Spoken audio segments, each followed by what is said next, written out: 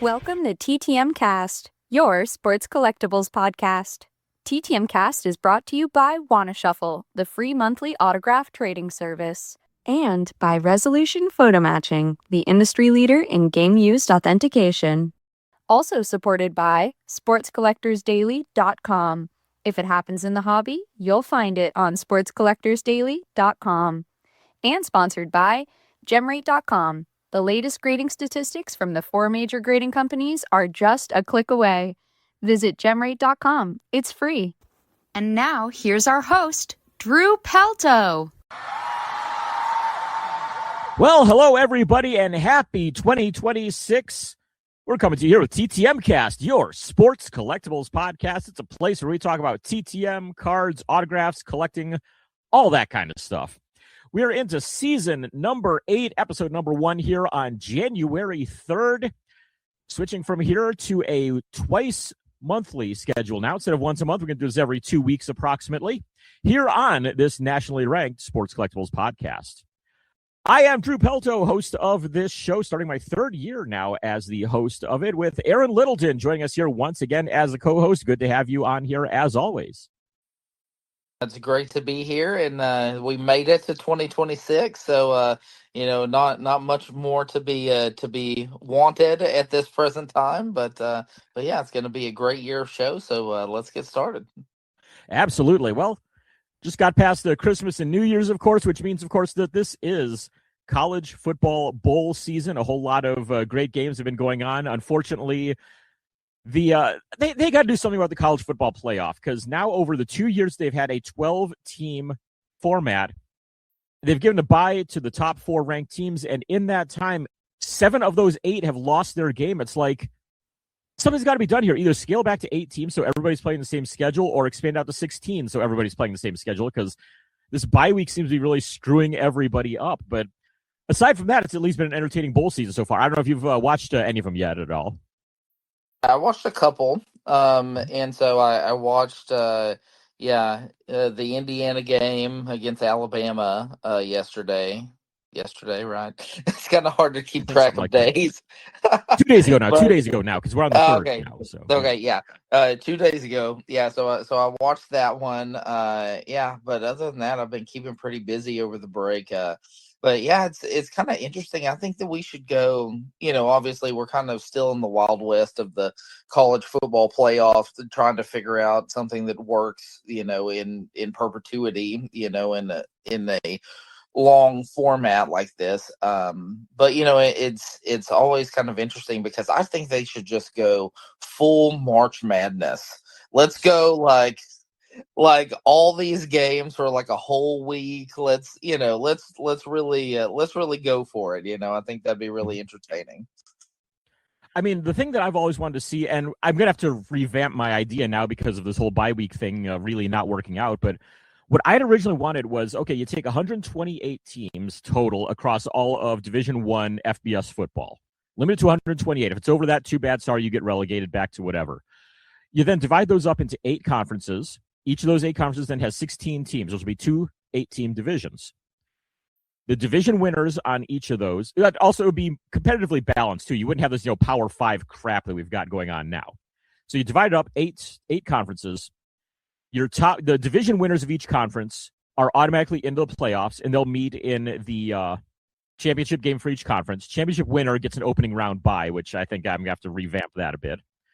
But then the 8 that lose all get in, and they get a first round game against 8 at-large teams that come from wherever. Just they'll have a committee to pick the final 8 there, like they do with March Madness. And they'll just play down a 24-team tournament from there, which I think would be great until this whole thing has happened with all of those highly ranked teams losing in their after their bye weeks there. But that was what I always wanted, at least. And I think something like that could be handled there. Maybe a 16-team tournament would be the best way to do it at this point. But yeah. I think they can do so much with it. I think you're right. It needs to be some kind of a March Madness type of thing. Call it, January Jubilance or something. I don't know what the We're gonna have to massage the name a little bit. Yes. But yeah, I mean, I think they can do more with it. I think they do better with it at the very least. But hey, it's college bowl season. It's always some of the most entertaining sports you're going to see anytime during the year. So I always like this time. So there you go. Absolutely. Last. Oh, Go ahead. sorry. Just last thing. I just think it's interesting, because obviously it's been a somewhat small sample size of that, but the rest versus rust argument, for those teams with a bye, I think it's I mean, obviously, like I said, small sample size, but it's really interesting to see that. Yeah, it's like, man, this really isn't working out the way we thought it would. We thought it was going to be a help to these teams, but it's turned out to be a hindrance. Mm-hmm. Last episode, we talked a little bit about the Hall of Fame balloting that was coming up with the Veterans Committee there, and Jeff Kent is a Hall of Famer. Jeff Kent. Are you kidding me? I mean, if I remember right, back to last month, we were looking at that and going, he doesn't have a chance. Forget it. I'm not even going to bother mentioning him at all.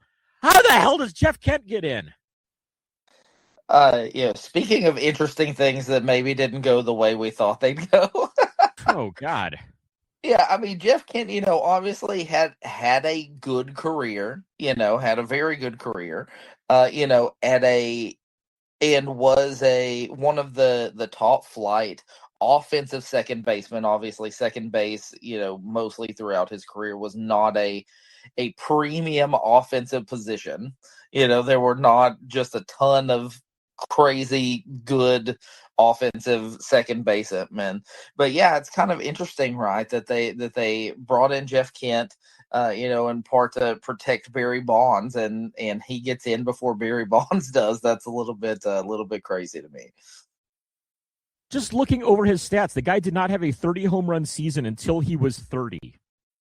I mean, okay, yeah, great. He was great from age 30 to 40 or so, but come on. This is where I feel like we're lowering the bar massively by putting Jeff Kent in the Hall of Fame. I am just stunned by this. I mean, hold on. Let me look this up real quick again here, because I was looking at the numbers there, and there was something else that just hit me that I got to find here as well. I mean, what did his on the regular ballot, how did he do on those? He never got to above 30% on the Hall of Fame ballot until 1, 2, 3, 4, 5, 6, 7, 8 years on the ballot to even hit 30%. He never hit 50% at any point on the Hall of Fame ballot. Jeff Kent is in the Hall of Fame. This is insane. I hate the Veterans Committees the way they've been the last decade and a half now. You get him in. You get Harold Baines got in. I'm going to get a lot of crap for this one, but I don't even understand how, what's his name, the catcher that's the Cardinals' longtime catcher that got in. How does Simmons. Yes, Ted Simmons. I'm stunned by some of the names that they've been putting in. It's interesting, right? Yeah. And how did I know that Harold Baines' name was gonna come up in this discussion? But it's interesting because it does seem that we are kind of dropping the bar a little bit here, even by the most generous observation. But hey, we keep going this way, and Michael Young may get in one day. We'll see what happens. He's not, because he didn't have a very brief, mediocre season with the Indians the way that Jeff freaking Kent and Harold Baines both did at points. So sorry to say he's not going to get in. Corey Snyder's not getting in either because he played too long with the Indians there. So, oh my God, this is... Yeah, I'm stunned. I mean, okay, I'm just going to say right now, congratulations, David Siggy. You're getting it at some point too now. So, oh man. Jeff Kent. Anyways, I want to remind everybody, hey, I'm doing those Sig Spot cards for any of you that need generic cards to get signed, for guys who don't have regular release cards. I can do them for any city, any level, any sport. I'm putting in another order here in about a week from now. So January 10th is going to be the drop dead date on that. So get your orders in before that. If you'd like to order some up, like I said, I can customize them all kinds of different ways like that. dfwgrapher@gmail.com is my email if you'd like to get in on those. $5 is the cost on a 25-card set. I can also, like I said, shipping is going to be, I think it's $5 for up to $7, for up to 5 sets, $10 for 6 or more sets. And if you order 25 sets or more, we're going to comp the shipping. So just something to consider if that's something that interests you. And yeah, get in on that.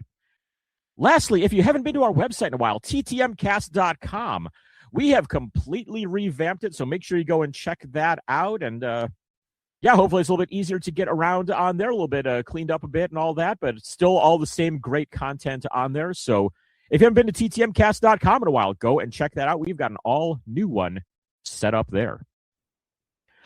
Just take a look at each of our individual own months in collecting. I had an absolute mail bonanza during this month, as I kind of previewed last time because it was starting to roll in. And I said, yeah, I'm trying to hit 300 mailouts by the end of the year. And I did manage to hit that by writing over 200 in the final 2 months of the year there. But got them all out. I just recently surpassed my 600th to autograph on the 1972 top set. Made a big trade with a guy and also got in one right here that I'm showing Aaron. None of you can see that, but showing that off there to Aaron at least. That, I believe, was number 602 out of it all, but a private signing that'll be mentioned later on. So, nice. That's a good one. Yeah. So I'll mention that one when it comes up later on. Leave everybody in suspense here for a bit. I came out just short of 200 on the Diamond Kings to finish out the year. I was hoping to maybe hit 200, but I did add, let's see here. I got the pile of them right over here, but yeah, the ones that I got in that trade here. So I will say, I don't know which one exactly counts as my 600th in there, but out of that trade, I picked up Bruce Del Canton, Rudy May, Joe Ferguson, Dave May, Jim Hickman, Bob Bailey, and Ron Herbel, and then a Diamond King here of Dwight Evans. So not quite to 200 Diamond Kings, but still did pretty all right on those. I'm closing in on that. I should hit it next year, hopefully.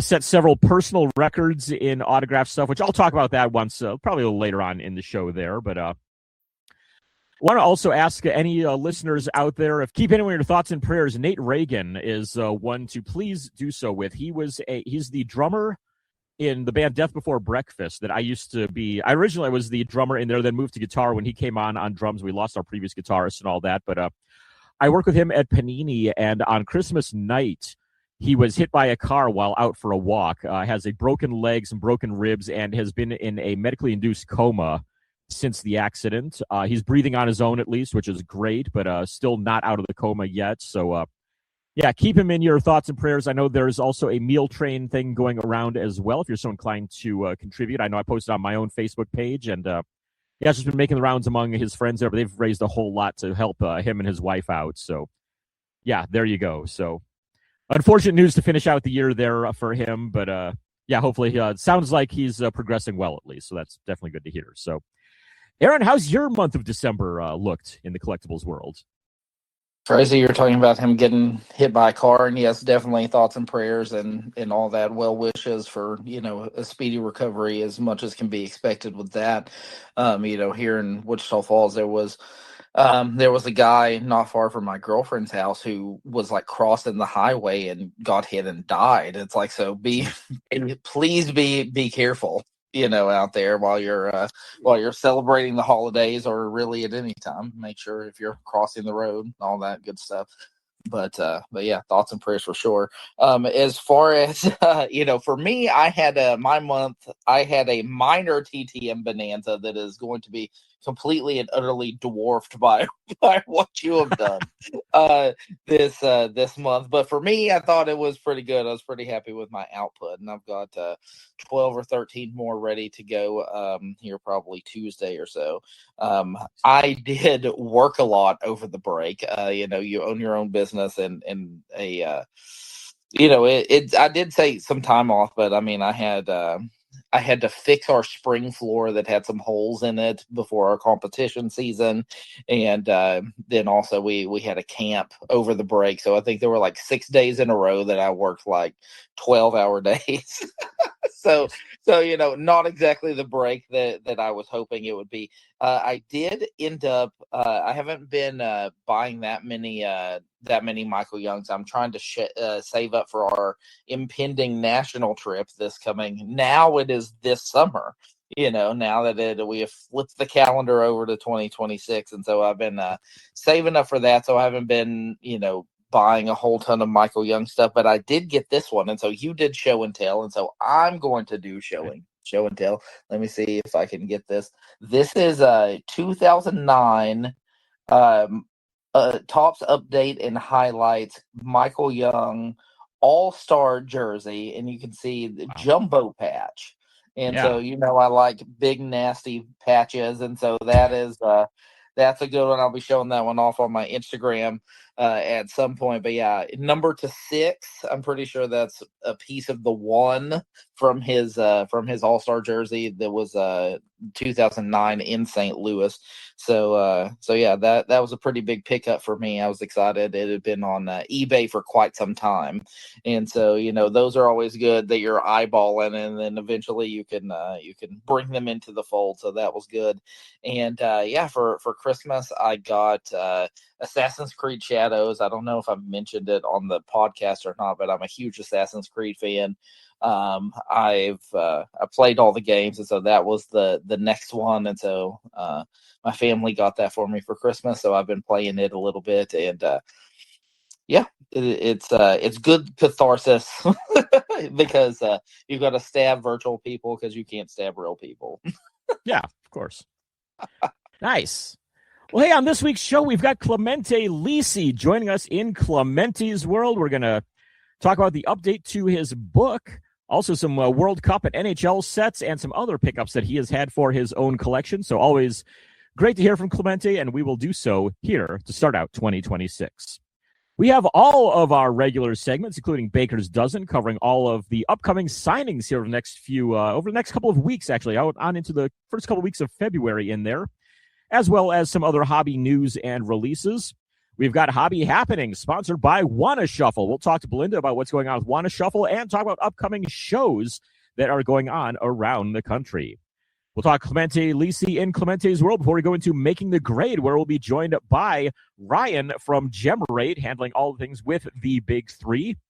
We got the Stamp of Approval, sponsored by Resolution Photo Matching, where Aaron and I give our thumbs up to something from the previous month. Could be literally anything from our lives, from the world in general. We've got the Vern Rapp Minute, covering deaths in the world of sports, celebrity, music, movies, and politics. Out of anybody that's a well-known TTM signer, we try to let you know if they have passed away. And last but not least, what may be the longest segment of the show here for once, it is our TTM returns to finish things off. If you'd like to contact us, Aaron, what is the email address here for us? It's ttmcast@yahoo.com. So there you go. If you got any questions, comments, anything like that, let us know through that email.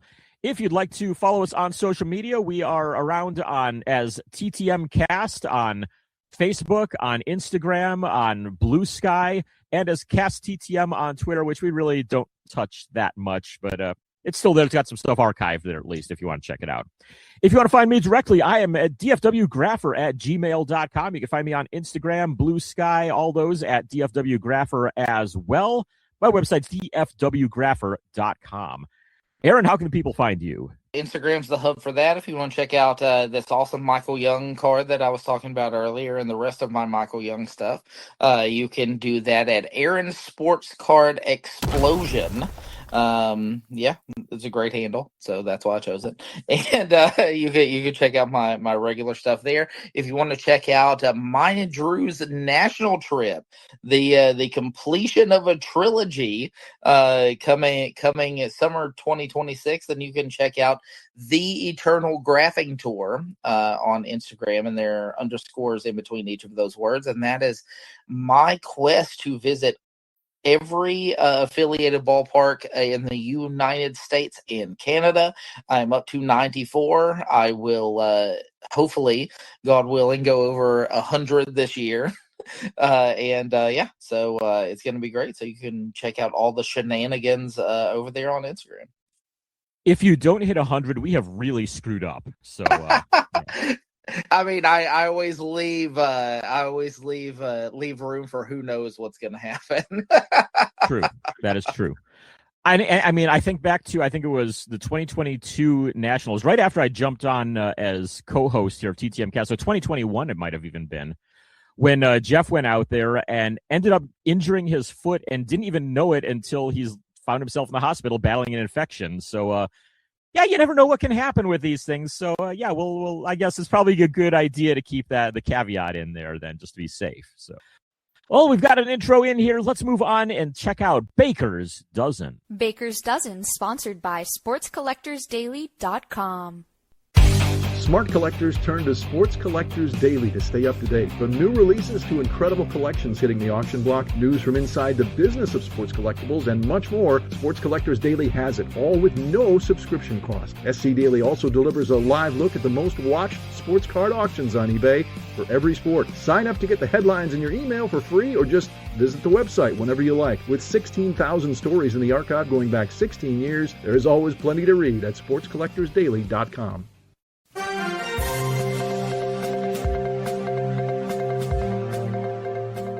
Baker's Dozen is a summary of all things in the world of collectibles news here, and we're going to talk about some upcoming releases. We've got a giveaway as well we're going to be doing here, and we'll have some upcoming signings to talk about as well. I want to invite you first to check out sportscollectorsdaily.com.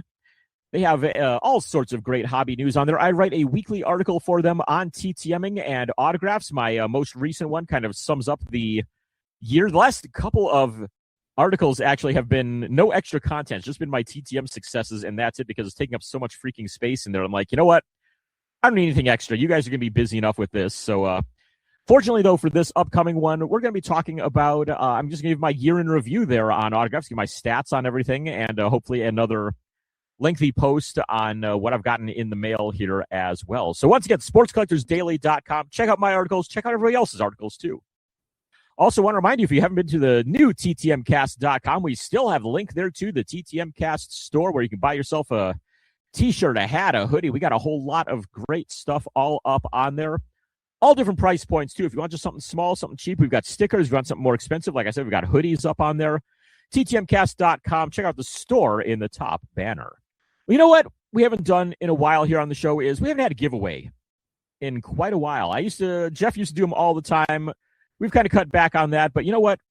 We've got in the budget right now to do a few giveaways and even just some random stuff that I've got here. So we're going to start out with the 6-spot cards that I talked about. I'm taking orders on those here coming up. And so if you want to get in, we're on some freebies here. We're going to raffle off a pack of 4 packs. You get one of the generic baseball, generic football, generic basketball, and generic hockey ones.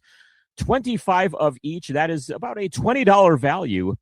Plus shipping. So, I mean, it's a $27 value you're going to be getting completely free. So, send us an email to get in on that. Aaron, once again, what is that email address here for us?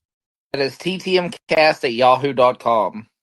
So, email us by January 15th to get in on those. Just put a SIG-spot raffle or something like that, SIG-spot drawing as your as a subject on it. Ruthie will collect those up. She'll get them to us, and we'll draw our winner right before the next episode, which will be on January the 17th.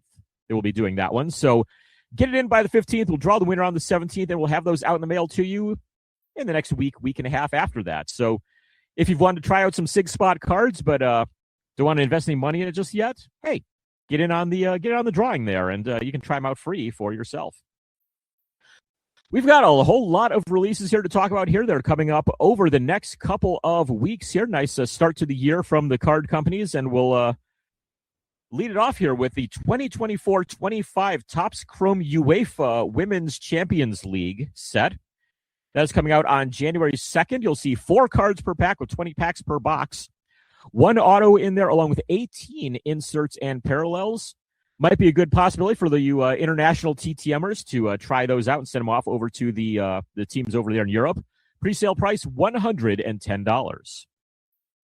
And then we also have the 2025 Panini Select Baseball coming out on January the 14th. You will get 5 cards per pack, 12 packs per box, 3 autographs or memorabilia cards, and 21 inserts/parallels per box. And the pre-sale price for that is $140. Coming up in the hockey world, we talked about this briefly with Clemente later on in the show. The 2025-26 Upper Deck Allure set comes out also on January 14th. 8 cards per pack with 8 packs per box. In there, you're going to see 1 autograph or doubloons card. Not sure what the doubloons cards are, but I'm interested there. Sounds very pirate-esque for something in there. 32 inserts or parallels in that box as well. So well over exactly half that box is inserts and parallels. Pre-sale price for Upper Deck Allure, $130. I'm also intrigued by the doubloon card. I'll have to figure out what that is. That sounds very, I don't know. Anyway, okay. We also have 2025 Bowman Draft Baseball. So all you spring training graphers, get ready. That's going to be dropping on January the 14th.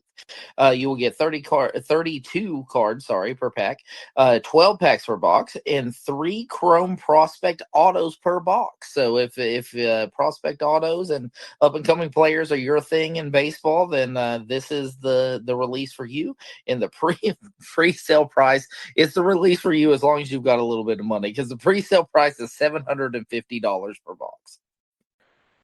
At least with this, I mean, it's 32 cards per pack in there, so that kind of the volume helps to offset that at least a little bit. But yeah, it's up there for sure. Some more Topps soccer here. We've got the 2025-26 Topps UEFA Club competitions due out on January the 15th. You'll see 8 cards per pack with 24 packs per box, 24 inserts or parallels, and 1 hobby promo pack in each of those boxes. Pre-sale price can be running $150. And lastly, we have the 2026 Top Chrome U.S. Winter Olympics set that will be coming out on January the 15th. You'll get 8 cards per pack. You'll get 12 packs per box, 2 autographs, 1 relic, and 13 parallel and inserts per box. And the pre-sale price for that is $110. Go USA. Got a lot of upcoming signings here to talk about as well. We'll give you the early February one. So the first 2 weeks of February for all of these. Usually the date they need all the stuff in by is a little bit in advance of that. So just wanted to let you know there to make sure you can get those in time. My wife just arrived with coffee and the mail, and my God, the stack of TTMs there is amazing. So I might talk about those a little bit later on whenever we do those, just to do kind of a live opening or something like that at some point here. But anyways, upcoming signings, getting back on the topic at hand. Michael Terrell of Perry Sports Legends. You can find them at perrysportslegends.com. They're going to have Doug Menkiewicz coming in for a signing on February the 13th. Price on that start at $12. So for all of you Red Sox fans who need him on your 2004 World Series items, go and check them out. Once again, that is perrysportslegends.com. And Matt Libben of ML Sports Enterprises is going to have some hockey guys on February the 1st. He's got Dougie Hamilton coming in. That signing starts at $25 per item. And also Brian Rafalski, which that signing starts for $10 per item. And for more information about that, you can check out mlsesignings.com. Jamie Bly has a bunch coming up on February the 1st as well. He's got, there's a basketball heavy one. He's got Adrian Dantley starting at $20. He's got Jeff Ruland starting at $15 and Grievous Vasquez at $12. For more of Jamie's signings and for details about those three, go and check out sportscornersignings.com. And Jeff Carterud is going to have some baseball guys. On February 1st, he's going to have Matt Marullo for $10 per signing. And on February 3rd, he's going to have the great Canadian baseball player, Matt Stairs. Great name. I believe he was also in Backyard Baseball 2001, which was fantastic. Matt Stairs also for $10. And for more information about that, you can check out SCN under JB Autos. It's an all-Matt signing. Yay. You know what? I should have went with that. I'm just going to pause here for a moment here to show you this. That is the pile of just TTMs for today. Oh, my goodness. That is 17. My wife counted them out. There's one that I did not know about that's in there as well. So, yeah. The guy on informed delivery gave up. He was like, whatever, you get the idea, you get a stack of the mails. Oh my goodness. Yeah. So that'll be fun right there for later on in here. So wilder side of sports, Jim Falbo has a basketball signing coming up February 1st as well. Ty Lawson, former I believe Denver Nuggets at the very least, probably a few other teams in there as well. My recent basketball knowledge is not as good as it is for like the 80s and 90s there, but I know he was at least with the Nuggets in there. But $10 an item on Ty Lawson for that one. February 1st is the date on that. Wilder, sideofsports.com is the place to go for information. And then we have DEB Sports, who's going to have former Phillies pitcher Robert Person signing on February the 3rd. That signing starts for $10. That's actually one that I need. I need him for my Upper Deck 2002 Upper Deck 40-man set, so I may have to be getting in on that. And then also on February the 7th, he's going to have Buddy Schultz starting at $5 per signing, so that one is super affordable. And for more information on that, you can check out Facebook under DEB Sports Autographs and Signings. One that we get on here almost every month, Silverback Sports. This is going to be a late January one. It's a late edition for them, but very affordable, and somebody that a lot of collectors out there might need. Steve Traxel is going to be signing on January the 29th, so hurry to get your items in for that one. It's only $15 to start there on Traxel, but if you want to check out more of the signings from Silverback and for more details about this Traxel signing, go to silverbacksports.net. And then we also have 757 Card Shows, who's going to have one of the most phenomenal nicknamed players I have ever heard in my entire life. On February 1st, they are going to have James Bone Crusher Smith. Fantastic. No notes. 10 of 10.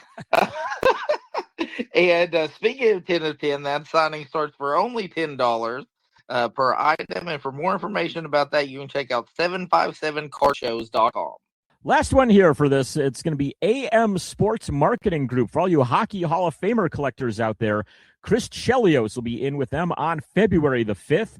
Pricing on him starts at only $25. He was known throughout his career for not really being big on signing cards. You do photos and pucks and stuff like that, but really tried to avoid signing photos or signing cards until into the 2000s or so. So if you still need them on some of those 90s and 80s sets, get them through there. AMSMG.com has all the info to get in on that Chris Chelios signing. If you want to get more info on some of these, go and check out sportscollectors.net. They've got an extensive list of upcoming signings, including ones that are a little bit on the higher price side as well.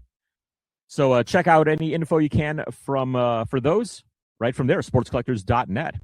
Next up, we're going to go talk to Belinda Wheeler from Wanna Shuffle as we enter Hobby Happenings.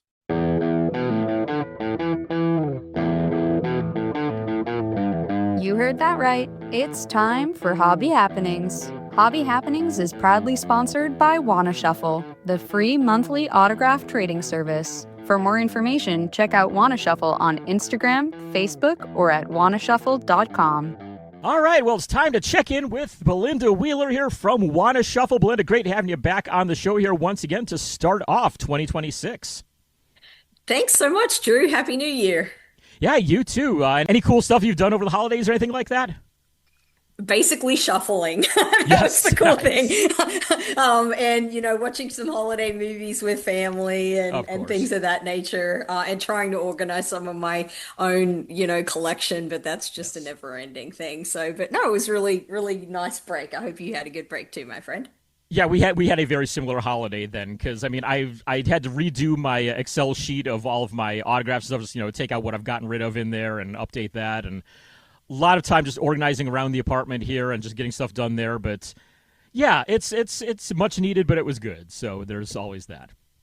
Let's take a look and see about anything going on with Wanna Shuffle right now. Just of course, you just got December just recently done. I'm sure that if those haven't gone out in the mail yet, they're going to pretty soon. But what were the numbers like there, and what bonus items did we have here in December? Yes, Drew. Well, December was epic. And thank you to, your listeners, everyone in the TTM community. We actually had our biggest ever submission window. It was 225 submissions for December, which was amazing. And of those 225, there were approximately 40 new submissions from brand new shufflers. And a number of the shufflers actually noted TTM cast in their their letter, just kind of introducing themselves and saying that they'd heard about Wanna Shuffle on TTM Cast. So that was really fantastic, an epic month, like I said. And for December, One Lucky Shuffler, in addition to their regular monthly free autograph trade, One Lucky Shuffler received a Wade Boggs autograph, a Scott Skizens NHL New York Islanders autograph, a Charles Nagy USA baseball autograph, and a Wanna Shuffle sticker. So one lucky person. I sent everything out today on the 2nd, with the holiday on the 1st, and someone's going to be very excited when they open up their mail from Wanna Shuffle. Yep. Well, I got to say, I was definitely very happy with the one I got last month there for the November Shuffle. Teddy Bluger from the Pittsburgh Penguins was in there, and as a huge Penguins fan, I don't have a lot of autographs from them for the more recent teams at all, because, I mean, we see them once a year here in Dallas. I don't really do anything with the visiting teams here in DFW, and I haven't seen the Penguins in person since 2005 to graph them. So getting somebody there, it's like, oh, hey, all right, this is somebody I don't have. So yeah, it was really cool. You never know what you're going to get in there. And yep, that's true. You never know what you're going to get, for sure. Yeah. Well, what are some of the cooler items that you saw sent in this month that have gone around to people? Yeah, this was again another amazing month. A couple of ones that I wanted to highlight. John Guzman, one of my shufflers from Georgia, yes. He actually sent in a really cool 1992 Pacific Jamie Williams NFL autograph. Some listeners may know Jamie Williams played 12 years in the NFL and won a Super Bowl with the 49ers in the 1989 season. And John mentioned in his little note that after Jamie played football, he was an athletic director at a small college in San Francisco, and that's when, John was able to get him to sign TTM in around 2008. So that was really cool that John was passing that along to another, shuffler, which was really neat. So that was one of the cool NFL ones that came in. We also, for Major League Baseball, Greg Corrales, one of our shufflers from California, he sent in this really cool, the 1985 Topps father-son yes. cards that they had. He sent in a dual autograph TTM, Dave Stenhouse and Mike Stenhouse. Dave played for the Senators and Mike played for the Expos. So that was really cool. So one shuffler is going to be getting that this month, which will be exciting. Another really cool one that came in that also had a little bit of a sad note to it. A number of shufflers, including a great TTMer, Craig Simpkins in Wisconsin, he sent in, and a number of other shufflers sent in some great Greg Biffle from NASCAR autographs, and he was an amazing TTMer, and during this past month, unfortunately, he passed away. So that was very cool, but also kind of sad as well. But there'll be some other shufflers who'll be honored to receive those Greg Biffle autographs in the mail this month. And then just generally speaking, another great highlight that I wanted to share, that there seems to be a increasing number of dads and some moms that are actually trading doubles of their collection that they had when they were doing TTM and others. And, a lot of them are sending in like NFL or Major League Baseball autographs, and they're then asking for autographs of perhaps racing, hockey, or soccer for their kids. The kids are now getting into collecting, and, parents are like, oh, hey, well, I've got some extras, and, now let's try to see if I can actually get a sport that will help my son or daughter or something like that. So that's been really neat as well, just kind of seeing how family members are, it's going kind of full circle, which is really neat. It's definitely cool. Glad you mentioned John Guzman in there. He's promoting a show that we're going to be talking about a little bit later on here as well. So he gets double mentioning in this episode there. Fantastic. We talked about the December bonus items. So we've got a January shuffle begins pretty much now. So what kind of bonuses do we have coming up here for January? Yes. So as I mentioned earlier, December was epic. Yes. January, I think, is going to be, I don't even know what's more profound a statement than epic, but it's going to be off the chart because this month we're actually celebrating 2 years of Wanna Shuffle. So we've got an amazing bonus trade. So one shuffler is going to receive 7 different autographed cards. So super quick rundown. One is going to be a Matt Strahan autograph. It's actually a Topps card that he and the producer Brandon gave to me when I was doing the recording for the Card Life in 2025. And the card that Matt signed is actually considered his Card Life rookie card because it's the first card that Topps produced that actually mentions him, his work on the Card Life. So that's an in-person autograph that Matt donated. So very grateful for that. I've also got a dual autograph card of yours truly, Drew and Aaron, for a TTM cast. So excited for that to go out. I've also created some Wanna Shuffle cards, and I've got one that's going to be autographed by me, which is not as exciting as all the other ones in the list. But also, we've got a fantastic. So, in addition to those three, we've also got some other ones that other shufflers had donated for the bonus trade. So, we've got an awesome Ryan Sandberg 1991 Bowman card that was donated by Wade Butte, my TTM gems. He's amazing, as you know, in the community. So he's donated that. We've got a Jose Cruz Astros 1985 Topps autograph donated by Isaac Martinez, whose Instagram handle is autograph_memories. Joey Gray submitted a Pat Nezkek Rochester Red Wings 2006 International League All-Stars autograph card. You don't usually get those kind of cards for Pat. He's a great TTMer, as everyone knows, but that was a great one from Joey. And then finally, Paul Smolowitz, his YouTube is MetFan0814. He has donated a Craig Anderson Bison's autograph that is also inscribed 1962 original Mets, which is really neat as well. So those 7 cards with, it's a total of 8 autographs because your card is a dual signed card for TTM cast. That's going to be going to one shuffler for January as we celebrate the wonderful 2 years of Wanna Shuffle. So I'm very excited about that. Definitely, that is a great haul right there for someone. So really cool to see that. Be interested to see who gets that, and I'm sure they will greatly enjoy that. So that's really cool there. Yeah.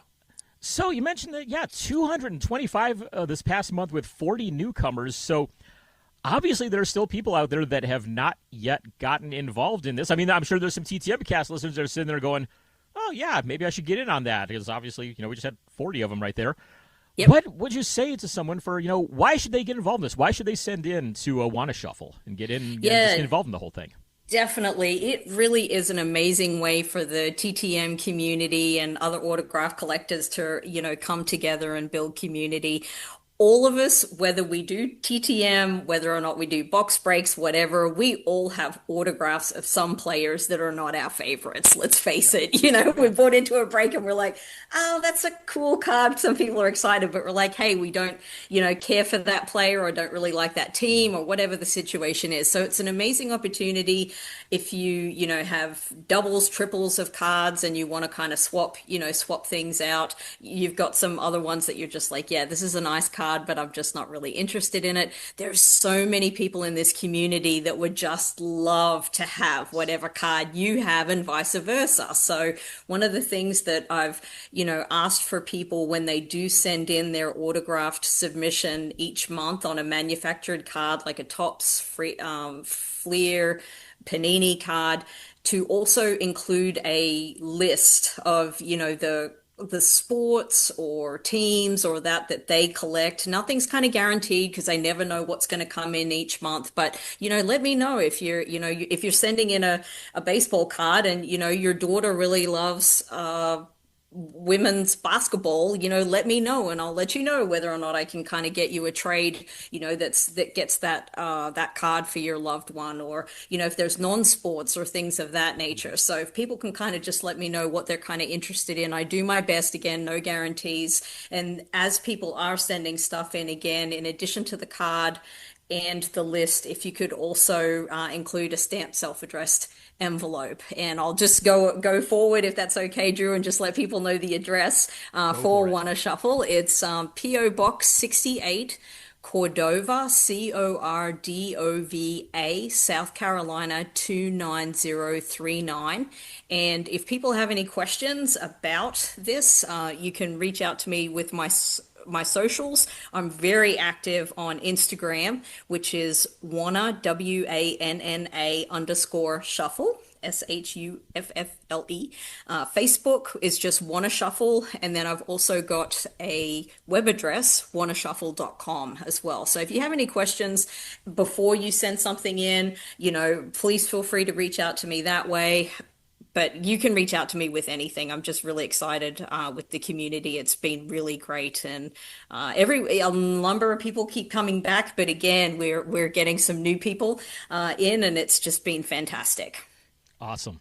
I know you put out a list fairly recently there. I think it was on either Instagram, Facebook, maybe both of them, talking about like what specific teams that you're looking for on there. Are there any updates to there? Anybody to add? Anybody that you specifically need massively out of any of those? Yeah, thanks for that, Drew. Yes, I am going to start doing that very regularly on my socials and also with the TTM cast. I'll try to make it super brief, but like number one for Major League Baseball, some examples where we're always asking for teams are the Cubs, Cardinals, Mets, Phillies, Red Sox, Royals, and Yankees. For NFL, things are getting down to the wire now for the season, but we continue to get requests for Bears, Chargers, Cowboys, Eagles, Lions, Oilers / Titans, Texans, and the Steelers. NBA, are we halfway through the season yet, or getting close to maybe halfway? 76ers, Celtics, Bulls, Lakers, Pacers, and Pistons. For NHL, Blackhawks, Bruins, Flyers, and Penguins. And then I'll just very briefly say for some other sports that we're getting increased interest, any kind of women's sports, getting a lot of requests for those. Soccer, with the World Cup and everything coming up later this year, I think it is. That's, getting more excitement. Racing, Formula One, NASCAR, UFC, and also any kind of non-sport, any kind of like little manufactured card that you have of any, actors or, whatnot. Feel free. There's a number of people who are like, hey, just surprise me if there's something that's kind of unusual or something like that. I'd love to see what's there. So, that's a little short kind of summary of that for TTM cast, but I'll also let people know on the socials. I'll try to update that each month because a lot of people are really enjoying that because a lot of people have extensive collections and they're like, hey, I want to know how I can kind of help the community again because it's an amazing community that we're building here. Yeah. As soon as you said Cowboys there for football, I'm like, I know I've got a couple of guys I've gotten there, so I'll have to pull out one of the Cowboys ones for this month, yep. I think. Awesome. Yeah, that'll be great. Thanks so much. Absolutely. Well, hey, once again, thanks for coming on here, for being a sponsor, of course, of the show here. And like we've been saying, if you haven't gotten involved yet with Wanna Shuffle, now I think it'd be a really good time. I mean, who knows? Might be able to have a chance of hitting 300 this month if we get enough new ones on there. We'll see. I still work full time, but yes, we'll see. It is very exciting for sure. And I got to say, everything went out in the mail today. And I was saying to my family, I was like, now I can't wait till the next ones to come in because I'm just as excited to see what's coming in for the community. So thanks so much, Drew. I really appreciate you and the community. Absolutely. Well, hey, thanks for coming on here this month, and we'll have you on in the middle of the month now as we're going to the once every 2 weeks here. So we'll figure out what to get as an update there in the middle of the month there at some point there. We'll hammer all this out and find some way to do that too. Sounds great. Looking forward to it, Drew. Thank you. Well, a big thanks to Belinda for joining us here to sponsor the Hobby Happenings segment, and great to see that Wanna Shuffle is absolutely booming right now. Big thanks to all of the listeners who have found out about it through the show here and have gotten involved in it. I try to do it every single month. Aaron, if you haven't done it yet, I highly recommend it. We're up to 225 mail-ins, she said, this past month. So it's been pretty crazy there, and it's fun because, you never know what you're going to get out of it there. So it's always kind of cool to see just, what kind of randomness might get sent your way in there. Going on into the upcoming shows we've got here. A lot of them we're going to be talking about from early January here. So basically from Monday, or I guess from Sunday, because this show is going up today. We'll have it on, so starting tomorrow, basically, for the next couple of weeks here. And anything upcoming with those. We've got one that's a little ways off, but it comes from one of our listeners, John Guzman, who we just mentioned there in Wanda Shuffle. He's getting a double mention here this month. So good for you, John. He's got the Garden City Card and Collectibles Expo on January the 24th. It takes place at the Columbia County Exhibition Center. It's in Grovetown, Georgia. $5 admission. They've got 200 tables set up there, and Ryan Klesko is going to be around there starting signing autographs, starting at $38 per item. For more information, go on Facebook and check out Garden City Sports Card and Collectible Expo. And then we have a staple of hobby happenings. We have the Methuen Card Show that's going to be going on January the 4th at VFW Hall number 8349 in Methuen, Massachusetts. Admission there, you almost can't beat it, is $2 whole. And they're going to have Jack Edwards signing there for $15 per item. And for more information about that, you can check out cardshows.net. For those of you out on the West Coast, if you're interested in some entertainment autographs, you've got the Hollywood Show on January 9th through the 10th. It'll be taking place at the LA Marriott Burbank Airport. Admission is $30 on that one. Parking is also an additional $19. So just to beware and be forewarned about that one.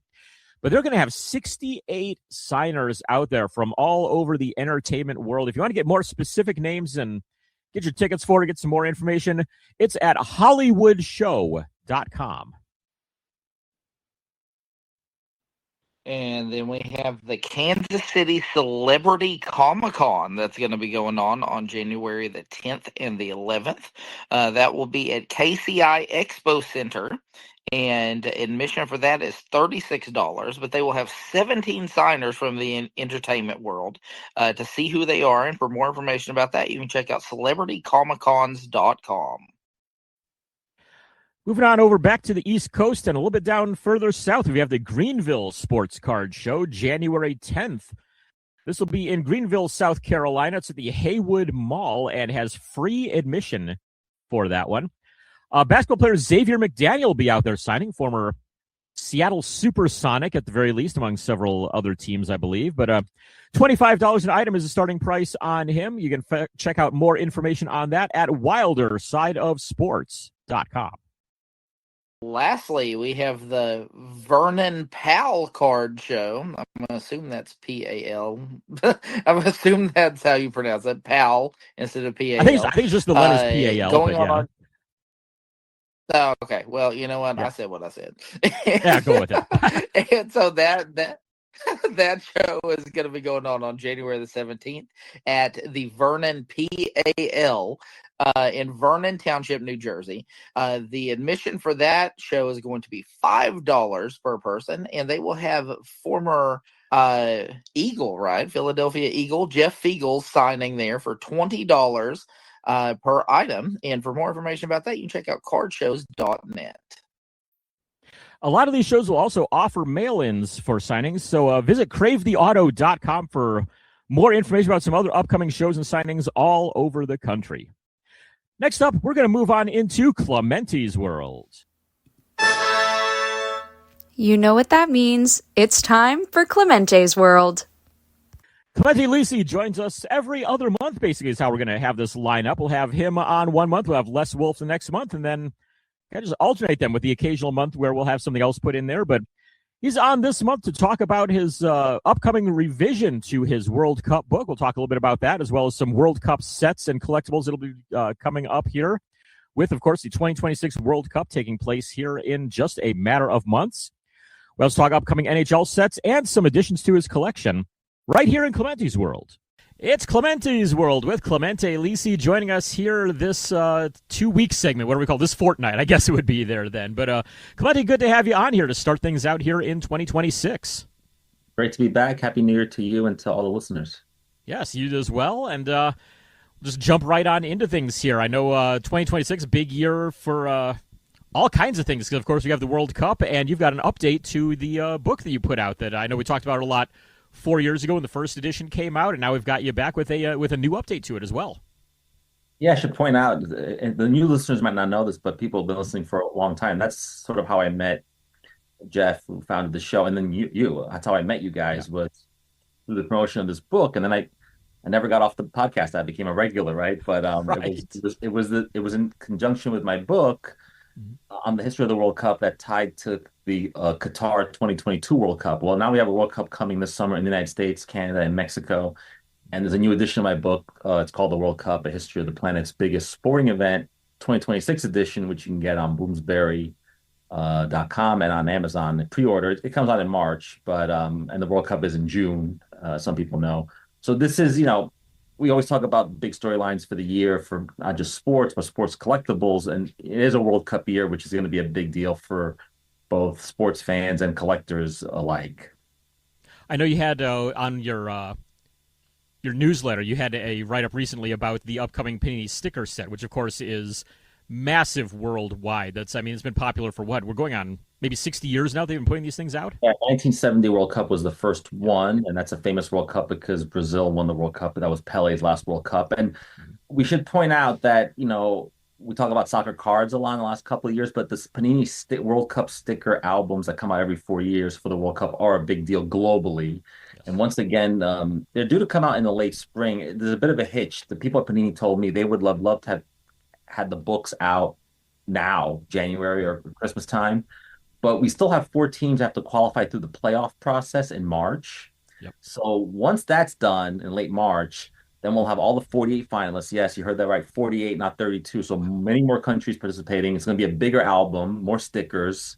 And once again, with all parallels and everything else, and there'll be more announcements over the course of the year. But the stickers, I know that soccer cards are big, but the stickers will dominate globally, and you'll be able to find them everywhere. Walgreens, your local store. I mean, the stickers, everyone's got the stickers now. Buy them on the Panini America website. Like, stickers are everywhere. You're right. The stickers are a real big deal, and I've been collecting the stickers since the 80s. And it's fun, kind of funny. I always used to tell people about my hobby journey. The stickers were kind of happening in a separate world from baseball cards. Mhm. And now suddenly those two hobbies have kind of collided. Like it still blows my mind when I go to like the National and people will have like a slabbed Panini sticker from like the 2018 World Cup with Ronaldo. I'm like, people are slabbing stickers, like so bizarre. But the truth is, the stickers in some cases are rarer because most people put them in the book. Mhm. They don't have them singled. And a lot of times you'll see people will try to rip them out of the book or cut them out of the book, but the backs look different. So if you have a sticker in great shape, it may be worth something. Now, I don't have any stickers in great shape because the goal is to trade your extras to finish the book. And so so I have the Qatar 2022 book is complete. It's actually the first time I ever completed the book. It's very Oh wow. difficult, very expensive. So the key is you buy a box and then you really have to trade your way through the rest. And the good thing is Panini puts out on the website, puts up places in America that you can actually go to, public places.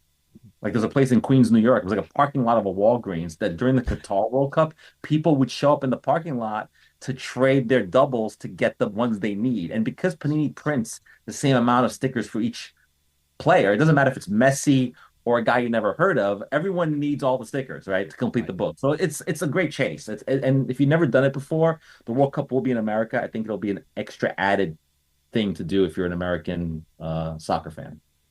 I'm definitely looking into it myself. I mean, like you said, it gets to be very expensive. So I'm sitting there, I'm thinking, oh, do I really want to get in on this? And then I'm like, yeah, I kind of do. So I might be right in there with you doing it this If year. you do it, Drew, I can always trade with you. We could always work together. Yes, So exactly. that helps. And there's lots of Facebook groups dedicated to it. People sell the extras on eBay. I mean, it's everywhere. Mhm. But and then Panini is always really good. If you're like 50 short, you could order the last 50 from Panini. I know it's a little bit of a cheat, but it gets cheaper because it's like 20 cents a sticker as opposed to, you know, finding people that have the ones you need. And it turns out that every time I buy the stickers, you buy the packs, I always end up with like 10 of like some South Korean player I never heard of. I'm like, why do I have 10 of these guys? I need other people. The collation is really all over the place. There's Yes. no collation. It's just all over the place.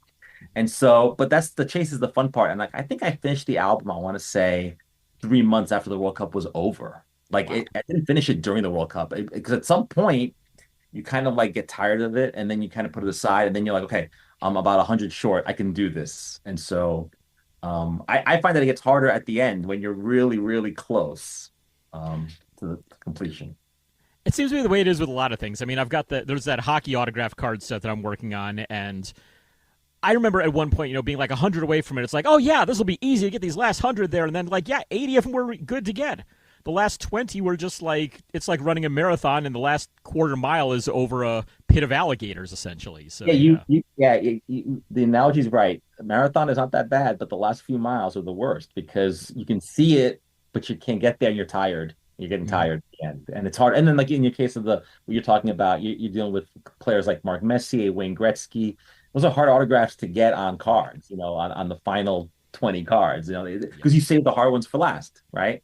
So that's always the case. The Panini one is a little bit more all over the place. Like I said, there was no real rhyme or reason to the collation. And Panini's always said we print the same amount for each one. And they print loads. It's not like these are rare, but completing the book is rare because people do give up. They just stop. They just stop doing it. What else is out there in the way of some World Cup cards and sets that are going to be coming out there? I know, obviously, Panini has the FIFA deal through at least 2030, so a lot of Panini products in the way of cards coming out. What do you know about so far on those? Yeah, so still sketchy details, but the two I'm really looking forward to is in March, we're going to have the 2025-26 Donruss soccer, which I've said that box has gotten more and more expensive over every year because it's a World Cup year. There's the rated rookies are in there. It's always good to speculate on a couple of these players, and they may blow up at the World Cup. They may blow up at the next World Cup. So you don't know what you're getting there. So I'm always looking forward to the Donruss, which is put out by Panini. And then the other one that's big, it's going to be big in June, will be the Panini Prism World Cup set. Again, that box is getting more and more expensive, but it's not expensive to get the singles, to buy the base set, if you want to do that, because everyone's chasing the autographs, the parallels. So those are the two really, really big soccer sets I'm looking forward to this year. Not to mention Topps puts out the UEFA, club competitions, the Champions League cards. But because it's a World Cup year, I'm really more focused on national teams than I am club. I'm less interested in Chelsea. I'm more interested in France. Less into Juventus and more into Spain or Argentina because it is a World Cup year, and all you're really focused on is around the big names and the big players. And then also, Messi and Ronaldo may be in their final World Cup. Right. So people are going to want to go back to not just their rookie cards, but also like their 2014 Panini Prism World Cup card, 2018 Panini Prism, 2022 Panini Prism. The Prism brand for the World Cup has become a really big deal, and it's every 4 years. So of course, Panini comes out with Prism for other sports, but for the World Cup, it's every 4 years. And those complete sets kind of hold the premium. People do like to have those. And they're great cards. I mean, they really are a great design, and it's really, really fun to collect. Do you foresee there being any big name rookies in either of those products at all for this year? No, I don't really see a flood of rookies. And we've always talked about in soccer, you don't get the flood of rookies like you do in other sports because there's no draft. It's sort of haphazard. And we did have a lot of really great rookies during the pandemic years because teams needed bigger rosters. Now we're getting into more a thinner crop of rookies. But it doesn't mean that, like, for example, if France has a great World Cup and Kylian Mbappe scores a ton of goals and breaks like the World Cup record for goals, which he's poised to do at the World Cup if he has a good World Cup. His rookie cards are from 2018. You can go back to 2018 and get them. Not they're getting expensive, but Mbappe cards took a big dip last year because he didn't have a great year last year. They took a dip. It was a great time to buy. I think that now it's getting probably not so great. He's having a great year at Real Madrid, and as the World Cup hype proceeds, people are going to be like, oh, they're betting on Mbappe. So he's like 23 years old. It feels like he's been around forever, but he's not that old. And he's a great player to collect. And if you weren't collecting in 2018, you can go back and maybe get his stuff at a good price now. But I think once you get to the spring and the World Cup is here, it'll get much, much harder to do. And that goes for all these players I'm talking about. And of course, Ronaldo and Messi, they've been playing for 20 plus years. So you really got to go back a long time to find their cards. But their World Cup cards do well, and their World Cup stickers do well. Doesn't matter if it's the first World Cup they played in or like the fourth one. It doesn't matter because, for example, the 2022 Qatar World Cup stickers of Messi, not even the parallels, just the regular ones, sell at a good price because Argentina won the World Cup, right? And so people want that, and they're looking for him and players that played with him. So I don't see big rookies, though you can always be surprised. You never know. At the World Cup, you never know. It's a short tournament. To get to the final, you have to play 8 games. Sometimes a player blows up over 8 games that you didn't think could be good, that no one was talking about. And then the player who's like a superstar, like a Harry Kane, he might get hurt and not score any goals, and his stock plummets during the World Cup. So you just don't know. But I remember talking to you guys 4 years ago, and I was telling people, look, when you are watching the World Cup, it's like day trading. Players' values will go up and down literally within days because there's a game every day, and there's a certain team can play a game every 3, 4 days. So literally, players get a chance, kind of like March Madness in basketball. Yeah. You get a tight window with lots of games, and because they're going to be played in America, most of them. I think American sports fans will pay attention to it more than ever before. I mean, you and I will watch it. We'll watch it if the World Cup was happening in Greenland. We watch it, Right. but because the World Cup is literally happening down the street from people's homes in some cases, I think you'll have a feel that it's like if the party's here, people want to be part of it. And Americans might not love soccer, but they love a big sporting event, a big party. They do. 1994 was the last time the World Cup was here, and I started playing middle school soccer in fall of 1994. So there you go. I mean, it just everybody catches on to it, whether they're a fan of it before or not. It just, I don't know, it just happens, and yeah, it's always a lot of fun to see that occur. Absolutely. And it's a good segue, I think, if you want to talk about hockey, because we're also in an Olympics year, which is another sporting event that Americans love to watch, particularly the Olympic hockey tournament, right? And the Olympics, I should say, are going to be in February, and they're going to be in Milan, Italy. And the NHL players will be at the Olympics for the first time since 2018, which I'm sure everyone who watches the NHL is super excited about. Yeah. The Olympic hockey tournament is great no matter who's in it, but I think having the NHL players in it definitely adds more depth, more dimension, and the talent level is going to be through the roof. Yeah, I mean, the last two Olympics there, when we haven't had the NHLers involved, it's just I'd still watch the hockey games there and everything, but it just felt completely off. It's like back to, I mean, the last time that I remember really watching anything before the NHLers got in 1998 was like in 1992, and it's like, okay, I recognize a couple of these names here and there because they used to be in the NHL. Like I know Boris Salming was actually playing for Sweden that year, which is like, wow, he's been out of this since for 2 or 3 years now or so, and Jarmo Myllys playing in goal for Finland. And it's like, oh yeah, he used to be with the Sharks there a while back. So it's just good to have names that everybody recognizes from the casual fans on up to the diehards instead of just the diehards. Yeah, you're right. So some of those teams you're mentioning had like a lot of young players, like you see at the World Championships, and then they had some guys who basically retired. I remember Latvia went on a run, and they had Arturs Urbe in goal. I think he was 40 years old. It was like he was done with the Sharks. He was basically retired, and he was like, "I'll come off the Olympics just one last time." But having the NHLs in the Olympics, it's a little bit like having the NBA players on the basketball teams. Like the Dream Team in '92 kind of opened this window where the basketball tournament got really from being college players to being pros. And I know we can talk about the Olympics being an amateur thing, whatever. I mean, that never ends. But the truth is, it's not an amateur competition, not anymore. For some sports, it is, and some sports, it isn't. But the truth is, at the Olympics, the people that are in the skiing are professional skiers. It's not like amateurs.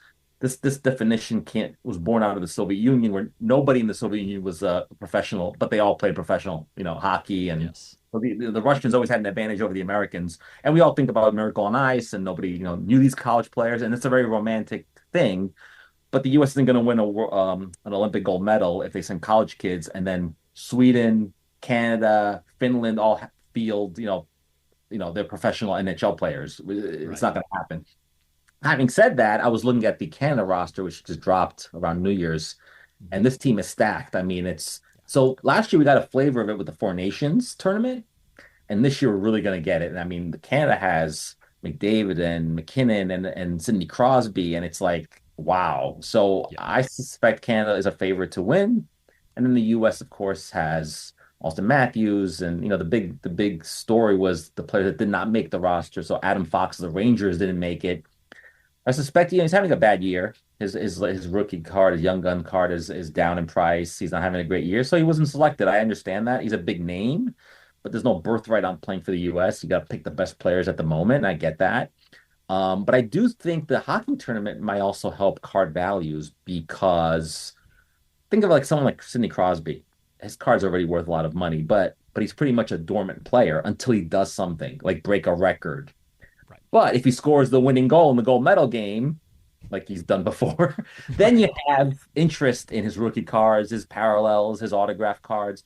So like the World Cup in soccer, when you have an international tournament, I think people will be looking to get other cards. And then my hope is Upper Deck. There's been no announcement yet, but maybe through game dated moments, maybe through a special set, maybe through an insert set to make Olympic cards to have the players, especially now that we know that Upper Deck has made deals with both Team Canada, which they already had, and Team USA. So my hope is maybe putting out some special sets, inserts of the players on the Olympic rosters. The rosters have been set now for all the teams at the Olympics. So there's a little bit of time between now. I can see the cards coming out maybe after the Olympics. But I'm hoping that Upper Deck does take advantage of this a little bit because the NHLPA, which has their license agreement with Upper Deck, they're part of this obviously because they're in conjunction with the International Ice Hockey Federation, the NHL, Upper Deck. They're all working together. So I'm really, really hoping that Upper Deck puts out some international sets because it would be really fun. Speaking of some of the sets that Upper Deck has on the horizon, what do you know of that's coming up here for 2026? And of course, we've got Upper Deck Series 2 is obviously the one that everyone's going to be looking forward to. But I know when we gave a rundown of our sets that are coming up here, Upper Deck Allure is coming out very soon as well. What are some of the ones that are good ones to focus on, ones that you're looking forward to seeing here? Yeah, so I mentioned Donruss Soccer for March. So Upper Deck Series 2 hockey is also March. So March is going to be an expensive month for me, potentially, because you want to get I always want to open a box of Upper Deck Series 2, like Series 1 in November. And Series 2 is really the one to get because the players that were drafted, they've all made their debuts now. And so the Young Guns cards will be there. So Series 2 will have the best Young Guns or the ones that people speculate on the most. So mid-March, yes, we'll have Upper Deck Series 2. You mentioned Allure. Not a big fan of Allure, but people do like the parallels, the rainbow sets, all that stuff. So people will go for Allure for sure. Then, in the summer, you have the Cup, which is the ultra high end thing, but people love rookie patch autos. They're really chasing those. So I understand for people willing to spend $1,000 a box, they're really looking forward to that. And then really to get ahead of ourselves, when you get to August, I like MVP. MVP is always a fun set to start the year, but I totally skipped over the ones I really like, which is O-Pee-Chee. I love O-Pee-Chee, and there's O-Pee-Chee Platinum, which is fine, but they're essentially the same cards, only the shiny version. But the O-Pee-Chee, the regular O-Pee-Chee, the cardboard is old school. I like that. I like getting some of the marquee rookies from there. Way more affordable than Young Guns. If you're looking for something affordable, that's the way to go. And if you're looking to TTM some of these cards, they're the best ones to get signed because there's no shine on them. There's no special coating. It looks like a card they made in 1975, which is great for the purposes of getting signed. Right. So whether it's a veteran player or Young Guns or a young player, I should say, because there's marquee rookies in that, those are great to get signed either through the mail or maybe you're lucky enough to be able to go to a practice, go to a show, and get these players now. Or go back a couple of years to some of those O-Pee-Chee sets from 5 years ago, and some of those players are retired now. Maybe you can get them through the mail. Or like I said, like I know you've done before, you go to the practice facility and try to get them in the parking lot. And those are the best cards to sign, really are, because the Upper Deck flagship have a bit of a coating on it. They're not too bad, but they have a bit of a coating. And then the Platinum are really difficult. You have to prep those in advance, and you just never know whether they're going to come out right. And if you get them to the mail, they might smudge. So O-Pee-Chee is great for that, and O-Pee-Chee is fairly affordable. Now, in the year Bedard was a rookie, the price kind of ballooned, but normally a box is like $140, $130, maybe even less. And then if you're looking for singles, you can really find them easily. People do break a lot of it looking for parallels, and then they're looking to dump the rest. And so they're really, really cheap, either on ComC, on eBay, at your local show, whatever. But O-Pee-Chee is my favorite, really, after the flagship. I really do like also that they do the retro parallels as well, especially if you go back to like I think it was 0809 or 0910 when they did the 7980 style ones there with the Gretzky rookie style there with the blue borders and I don't even know what to call it, the kind of swoosh thing that's going on around it there. And I always love seeing those, and especially because, I mean, not only did they do the active players and the rookies, they also did all of these, all the legends basically in that design as well, which is really cool to see. And the legends are great because if they're alive, obviously you can get into the mail and yes. And it's a different card than saying, oh, I got to go back 30 years and get a card of someone because it might be worth something. You don't want to mail something that's worth a ton. A Legends card in O-Pee-Chee could be a 30-cent card, which is great. You can mail it. If you don't get it back, no harm, no foul. But if you do get an autograph, it's huge. So yeah, no, absolutely. So I know on TTM Cast, we're trying to really focus on TTMs, right? And so that's the set to get. It's not that expensive. It comes out in the spring. There's no date yet, but look for that. It usually comes out around March. March is a big time for releases, as you can tell. There's a lot of stuff coming out in March and April. Um, because obviously you want to get as many sets out as possible during the course of the season. And of course, then we have the National this summer, which I'll be at, and it'll be super exciting. I think you'll be there too, right? Yes, actually, Aaron and I just bought our VIP tickets for it here about a month ago, so we officially have it on the calendar now.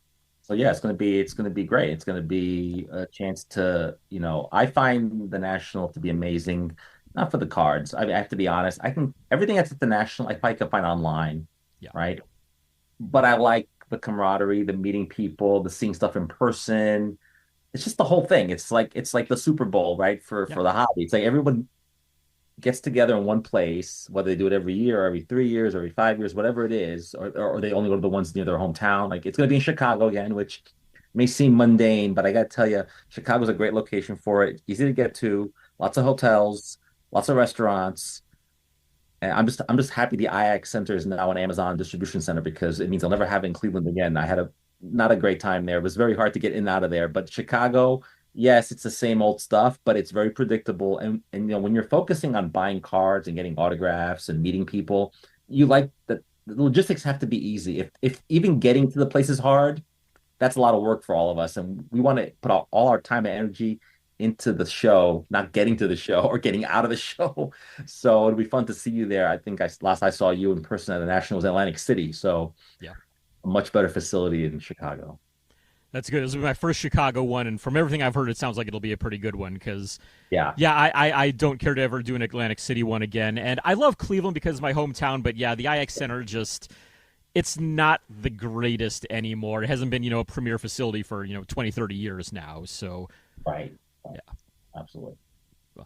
last but not least, I know you mentioned that you got some TTMs in, so let's see what you got. What have you been pulling in here recently? Yeah. So I've been very negligent in mailing, I will admit, but I had a chance in October at the American Dream Mall. That's in New Jersey. Anybody who's ever been to New Jersey or the New Jersey, New York area, the American Dream Mall is located literally near MetLife Stadium, which is where the New York Giants and New York Jets play, but also where the World Cup final will be. And the Club World Cup final was there this past summer. Nice. And they had an event in October 30th, to coincide with what would have been Diego Maradona's 65th birthday. Diego Maradona passed away 5 years ago, as everyone knows. And they brought in all these former Argentina and South American players to play kind of like an indoor soccer game, Yeah. kind of as a tribute. But they were signing autographs, and you can do a meet and greet. And it was great. And I got to meet and get cards signed by some pretty amazing players, including Mario Kempes, who scored a few goals for Argentina back in the 1978 World Cup and helped them win the World Cup. And so I got him on one of the cards. I'll show you, Drew. I know Yep. well, okay. Yeah. Yeah, I got a bit of a glare here. I can see it. There we go. Yeah. Then for those who remember the 1990-94 World Cup, Claudio Caniggia of Argentina, Mhm. and he was basically one of their best strikers back then. He scored the tying goal in the semifinal against Italy, and then they lost the final to West Germany at the time. Um, Another one was the Diego Maradona heir apparent at the 1998 World Cup, Ariel Ortega.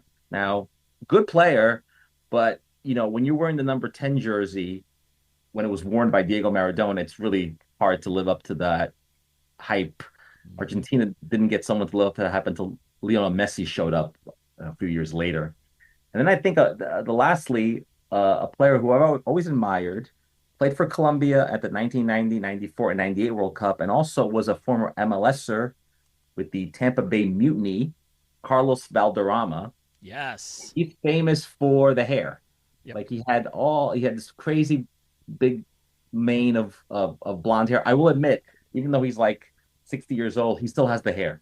Jeez. And super nice. And these guys were great. And they signed autographs. They took pictures of people. And it was really a fun event. And, part of me was like, it's great that you have these international stars now coming to the US. I do think it's because the World Cup is coming here that there's this affinity to have players here. I mean, I remember at Fanatics Fest, which is another thing I'm going to be at this year, it will coincide with the World Cup final. So my hope is that There'll be signers there. There'll be lots of soccer. FIFA had a big pavilion at Fanatics Fest last year.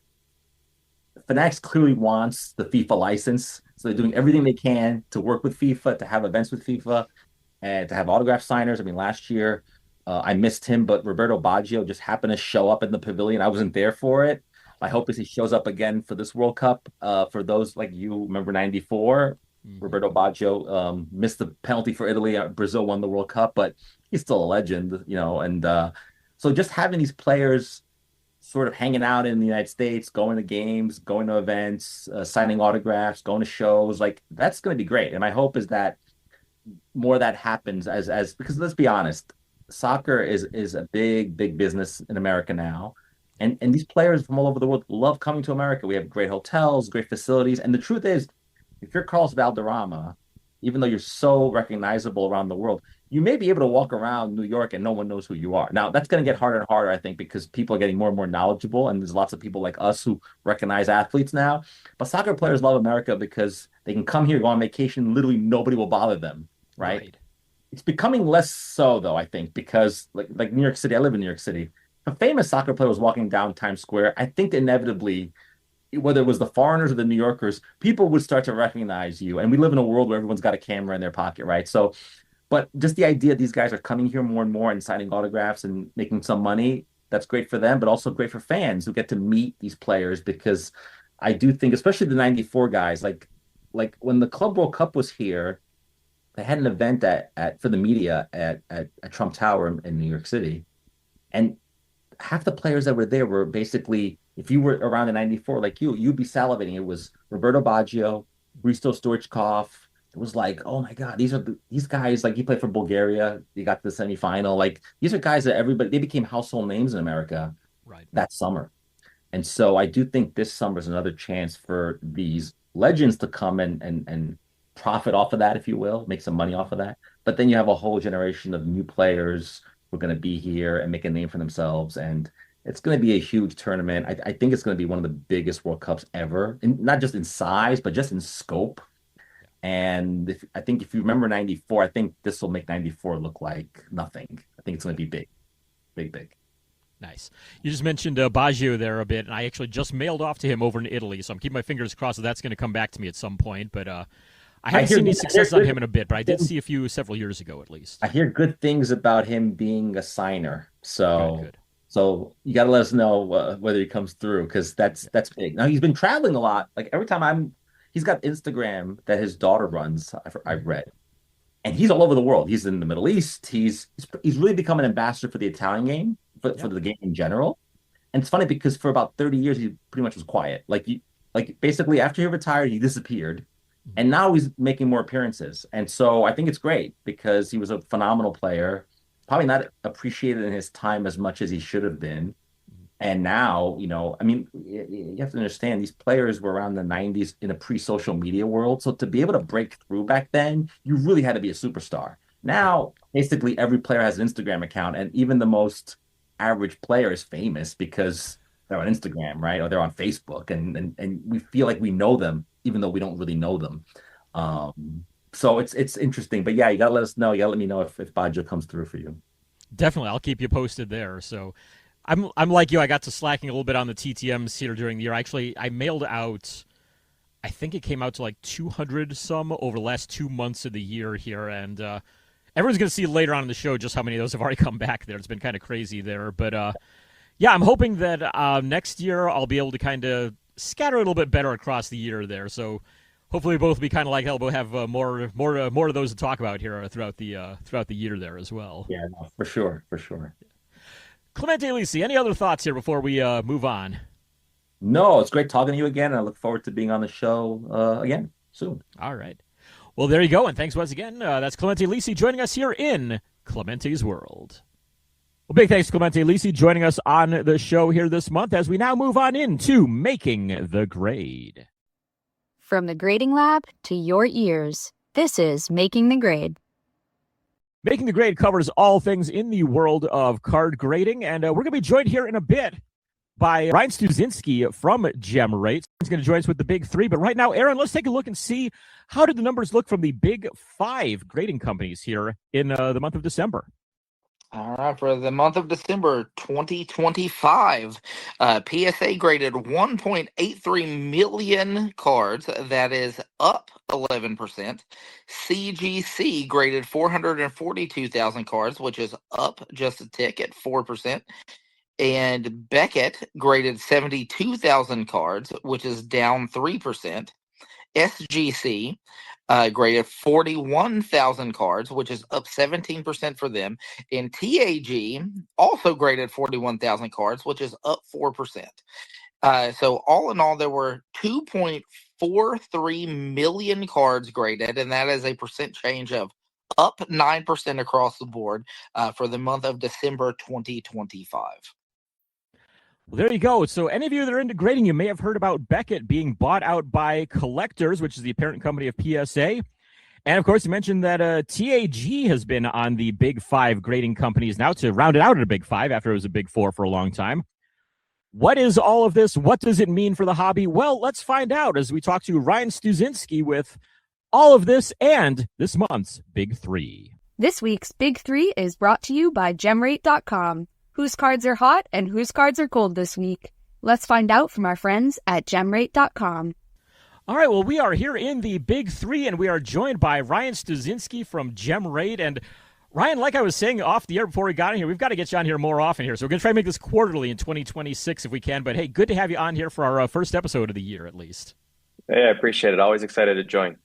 Well, taking a look here, we're in our first episode of 2026, as I just said. And so 2025 is in the books. I know you've got some numbers you're going to be putting out at some point here this weekend. And what can you tell us about just some of the year in review for GemRate? What are some of the trends we've been seeing and such throughout 2025? Anything to look forward to in 2026 as well? If people have followed the numbers, it's been a very productive year on the grading front from a volume standpoint.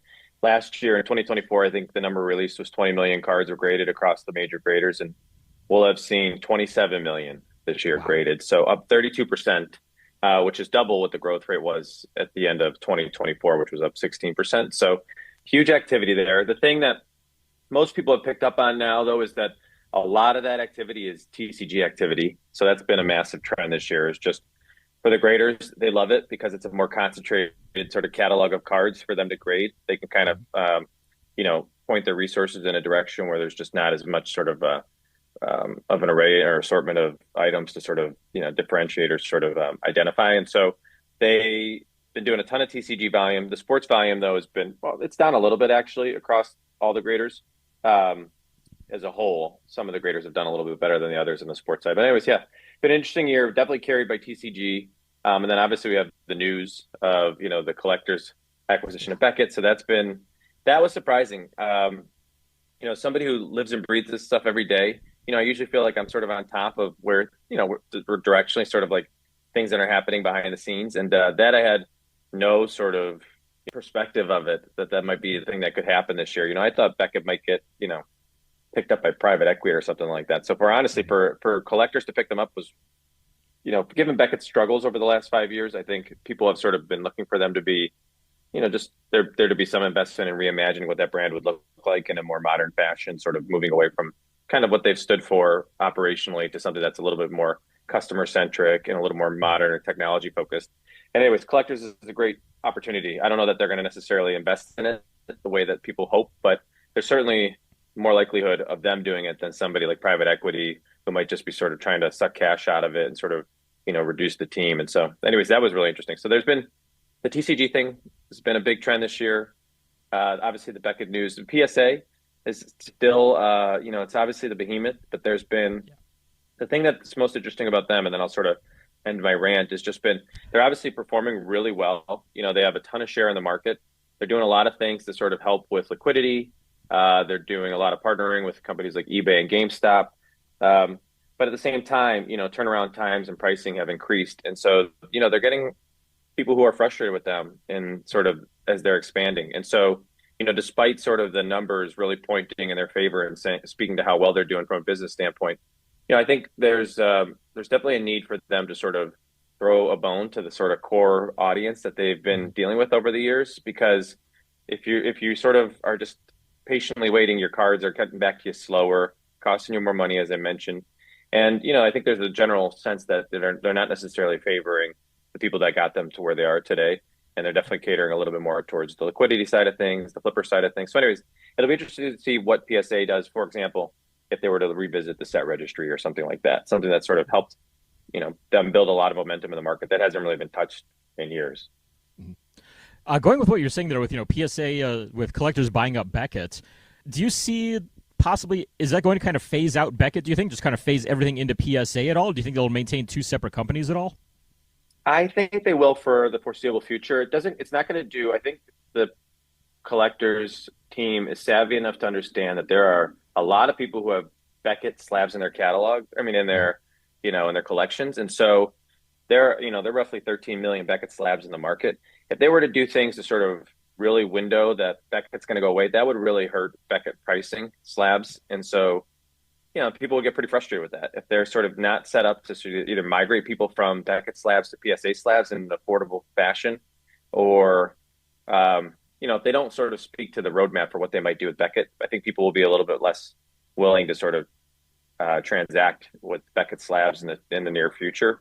And so I think they're going to hopefully at least sort of different than what they did with SGC, give us more transparency, more visibility into what their hopes and sort of dreams are with the Beckett brand. So we'll see. I think I hope, I may be biased in this because I collect the grading data and it's more interesting when there's more graders out there to some degree, but I really hope that they invest in it and will sort of expand on, because there's a lot of the same playbook that they can apply with when Collectors was taken private, and they sort of reimagined what that would look like to be a modern brand, really reinvesting in technology and operations from a PSA standpoint. They can take a lot of that playbook and apply it to Beckett. So it'd be nice if they take some of that and try to expand the Beckett brand and just sort of maybe have it service different needs in the hobby a little bit differently. But yeah, I have, like I said at the beginning, I was kind of surprised by this move. So I'm not totally sure. I mean, I think people are definitely skeptical now that they're going to do that, just given what's happened with SGC.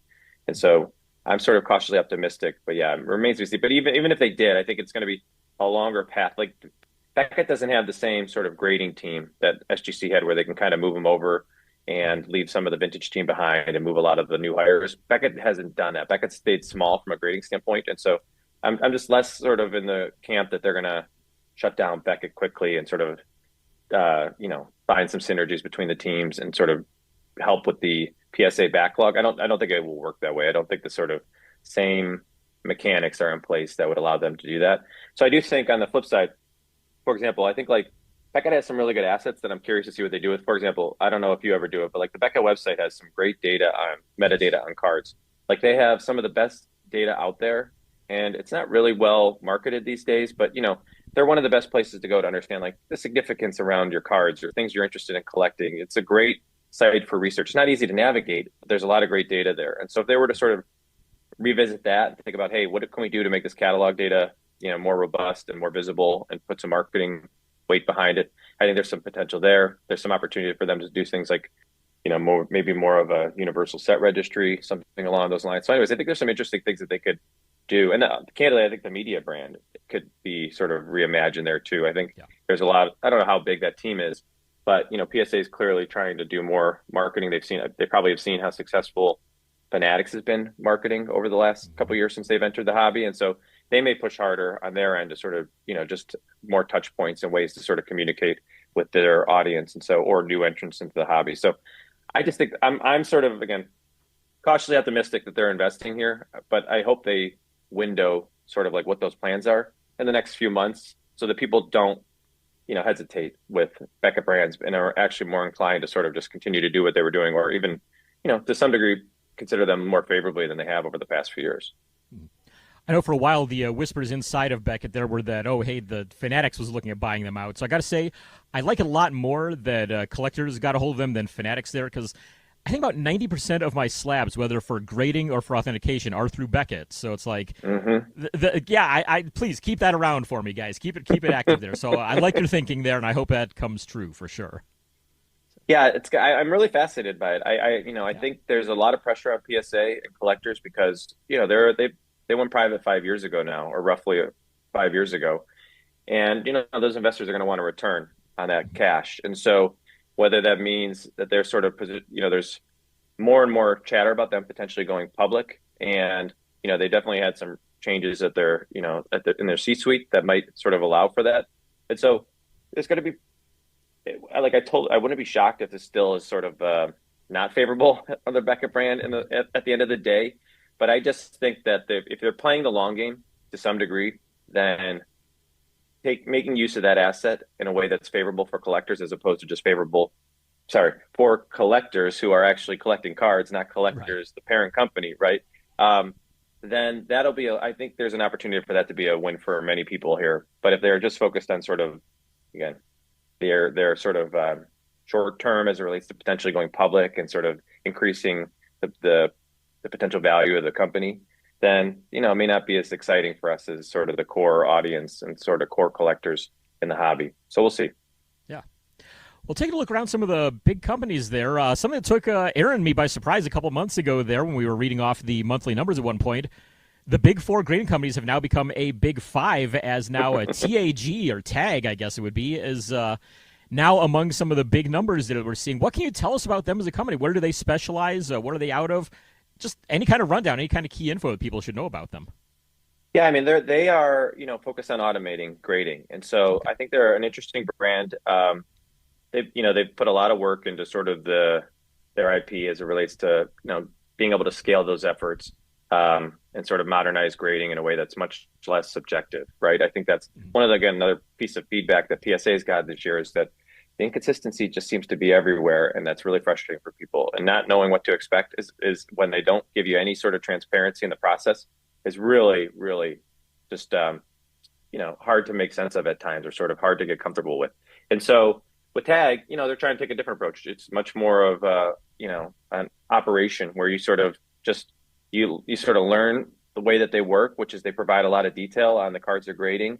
And the thing that's different about them is they're originally sort of more sports focused, and over the last 18 months, maybe even 12 months, they've really sort of migrated towards TCG. Again, because there's a lot of benefits if you're a grader to TCG, which is they're easier to grade, and this catalog is just much smaller. So you don't have to spend as much time on sort of the research and identification of a card. So you can sort of scale much more quickly. So, to some degree, I think they're subsidizing sort of their grading efforts by just leaning into where the market's at right now, which is very heavy TCG. But they have very great looking slabs. People seem to be pretty favorable on them. And I think operationally, they've sort of are being thoughtful about how they sort of scale. They don't seem like they're in sort of a rush to just generate as much cash as possible. They seem to be doing things pretty methodically there. So anyways, we brought them on board because, we don't just sort of, light somebody up in our report just because they email us or they sort of are getting a little bit more attention to have. We have to make sure there's a process on our end to make sure that we're going to invest the time and effort to, one, collect the data. Then we just don't publish the data. We want to make sure that there's no anomalies that we're reporting or sort of things that don't make sense that just might be captured in a pop report. Like we have to do a deeper dive and understand the ins and outs of it. And so anyways, after watching TAG for over a year, it just felt like they were sort of primed to be added. And, candidly, it was also SGC was sort of slowly felt like it was being wound down, this sort of more and more messaging about it becoming a boutique company here. And so I thought it would be just useful to bring another company to the mix that could shed some light on just activity in the hobby, even if they're not at all the same, right? I mean, TAG is very different from what they're grading versus SGC. But with the market doing more and more Pokemon and TCG activity these days, it just felt like it was a good opportunity to do so. So anyways, it's been interesting to sort of, we onboard maybe a company every year and a half. And so it was interesting, but there are other companies too that are emerging that we're keeping an eye on. Like AGS is another one that we've been keeping an eye on. They're also sort of very TCG centric though, but like Arena Club, but their volume has really shrunk. But Arena Club's another one that we look at often too. So it's not totally sort of, off the roadmap. Like we definitely try to add graders if it makes sense. And TAG just was at the right place, right time, in the sense of we just felt comfortable that they're going to be around for a bit longer.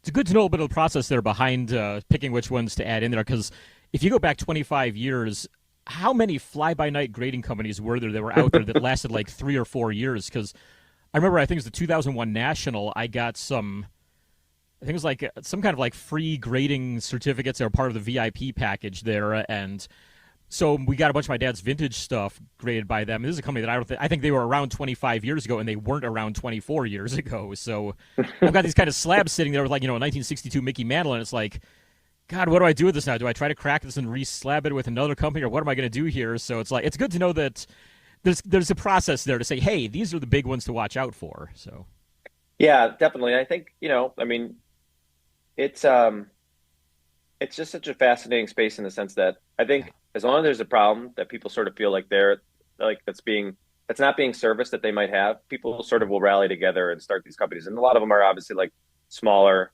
mom and pop shops to start. But I think there's just a lot of people still that are not necessarily comfortable with, again, sort of the way that they're sort of being handled from an active participant in the hobby, and the opportunity is great. It's one of the things that people sort of lean into as an average collector. It's one of the ways you can either make money or showcase your collection better. And as it becomes unaffordable or unavailable to you, then people look for other answers. And so I think even if PSA continues to do what they're doing, which is sort of, again,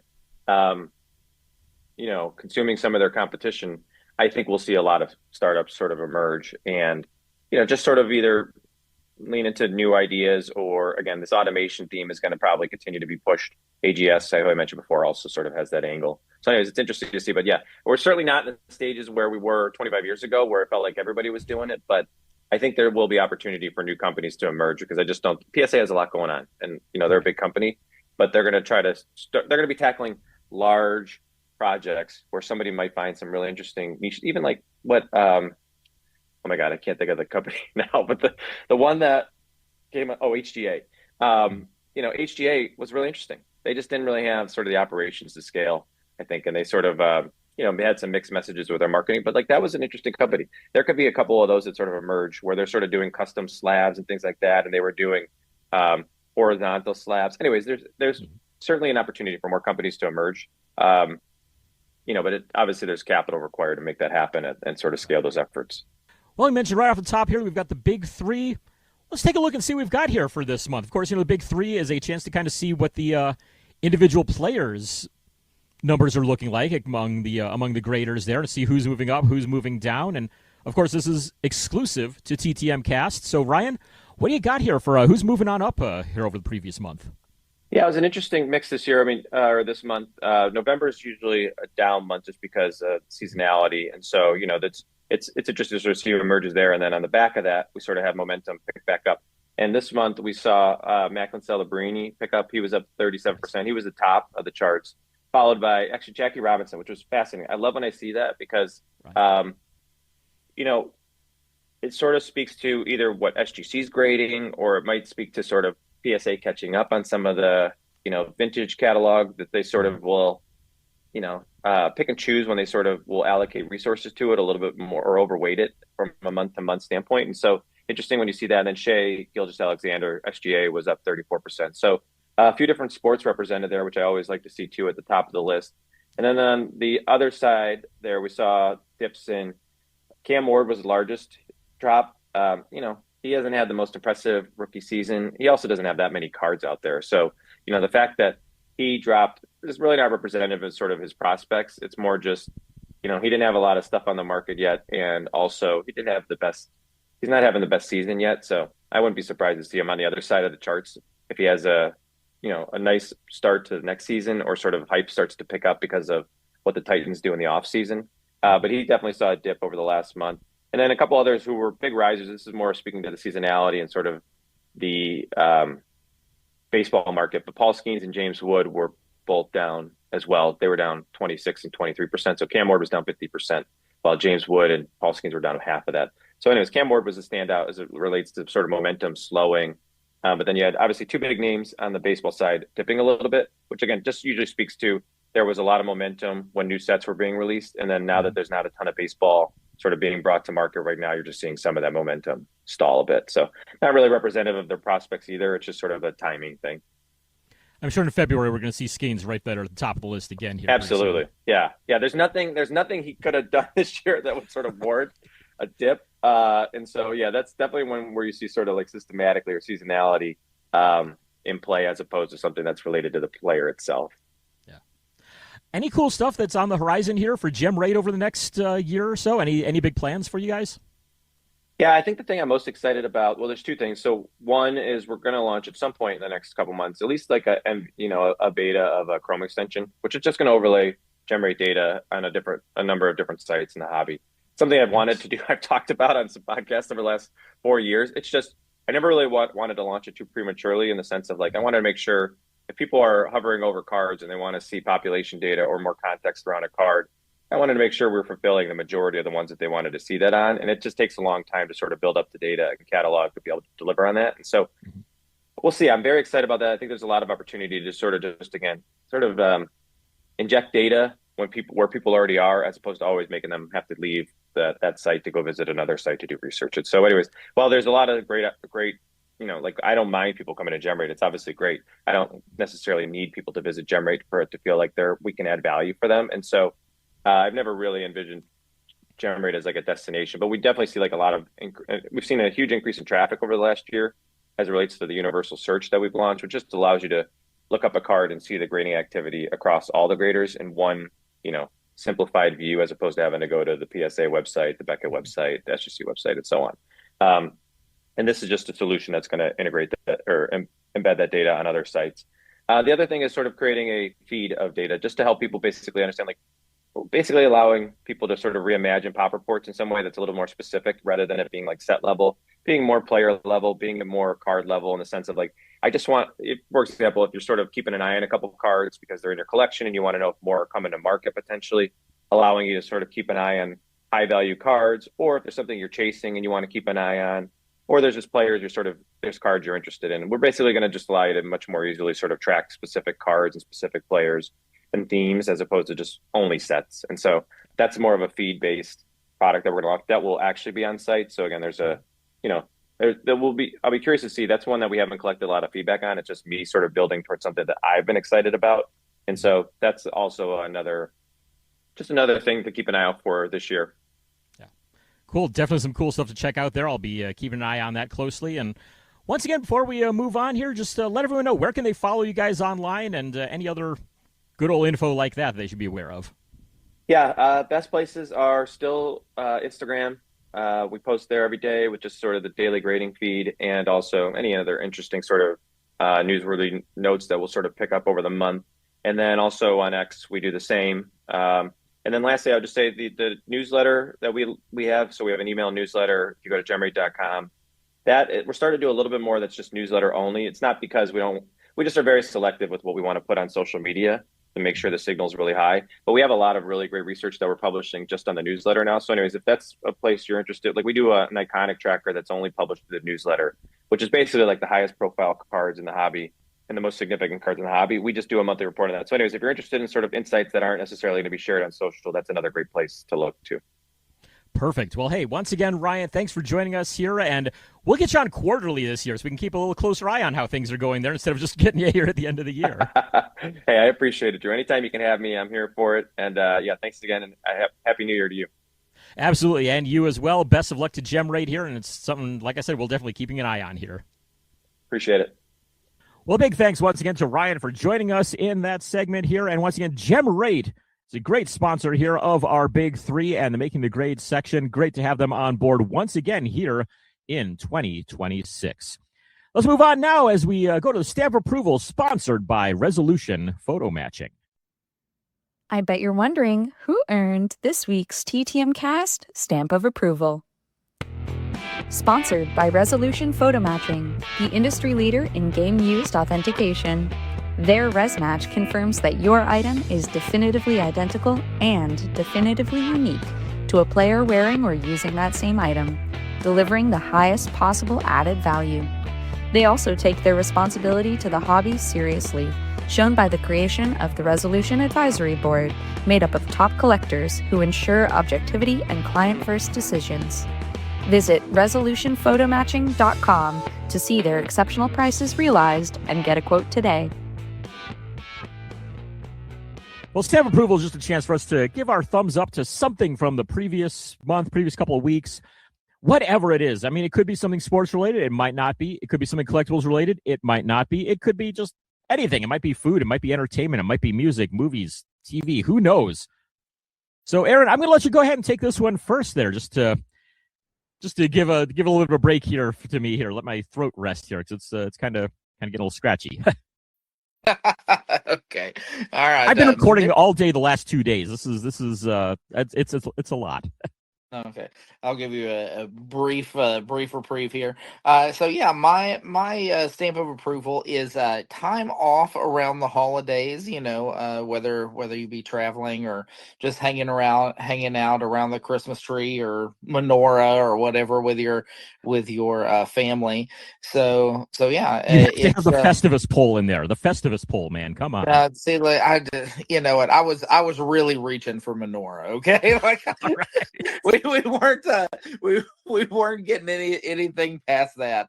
Whatever you celebrate during the holidays, just hanging out. Normally, it's a time of celebration. It's a time of that's a little bit more celebratory and casual than the rest of the year. And so whatever you're doing, watching Rudolph the Red-Nosed Reindeer or whatever, it's just always good to have to have some time off and reflection at the end of the year for and also time to get your New Year's resolutions in order. I said that I worked quite a bit this particular break, but yeah, I still made sure that I had some time to spend with my family and my girlfriend and all of that. So yeah, it's always a much needed time to recharge at the end of the year.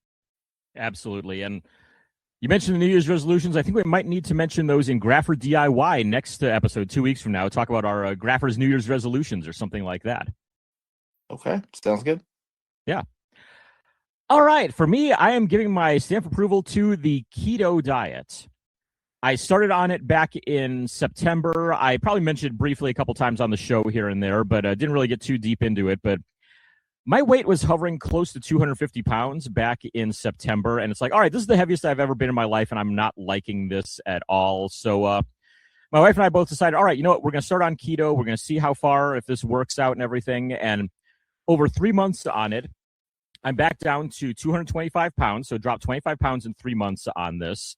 My wife is down, I think, like 35, 40 pounds in that time as well. And we took some time off from it here at Christmas because, let's be honest, I would like to eat some ice cream and pie and cakes and all that kind of stuff. So took 2 weeks off. We're going to start back on it here on Monday and all that. But my goal is to be down to 200 pounds by the time we leave on our summer road trip this year. So, I mean, I'm halfway there from where I was at. So it's like, I feel like this is accomplished. This is a goal I can accomplish. We'll get to that hopefully, maybe even by Easter if it keeps on at the pace that it did in the first 3 months there. But yeah, it works, oddly enough. I mean, for anyone who doesn't know, it seems completely counterintuitive because, yeah, you cut out all the carbs and sugar and everything, but it's like close to zero carbs.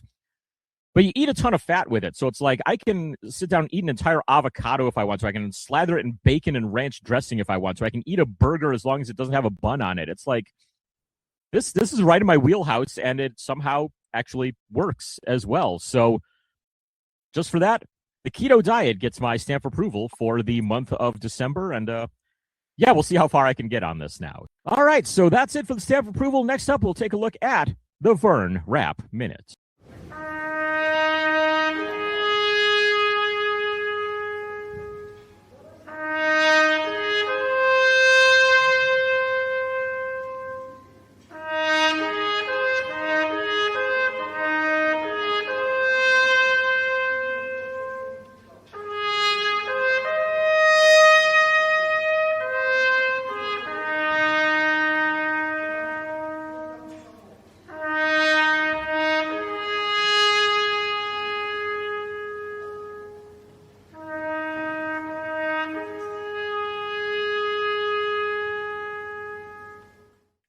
The Vern Rapp Minute is dedicated to the memory of Mr. Vern Rapp, former Major League Baseball manager and minor league player.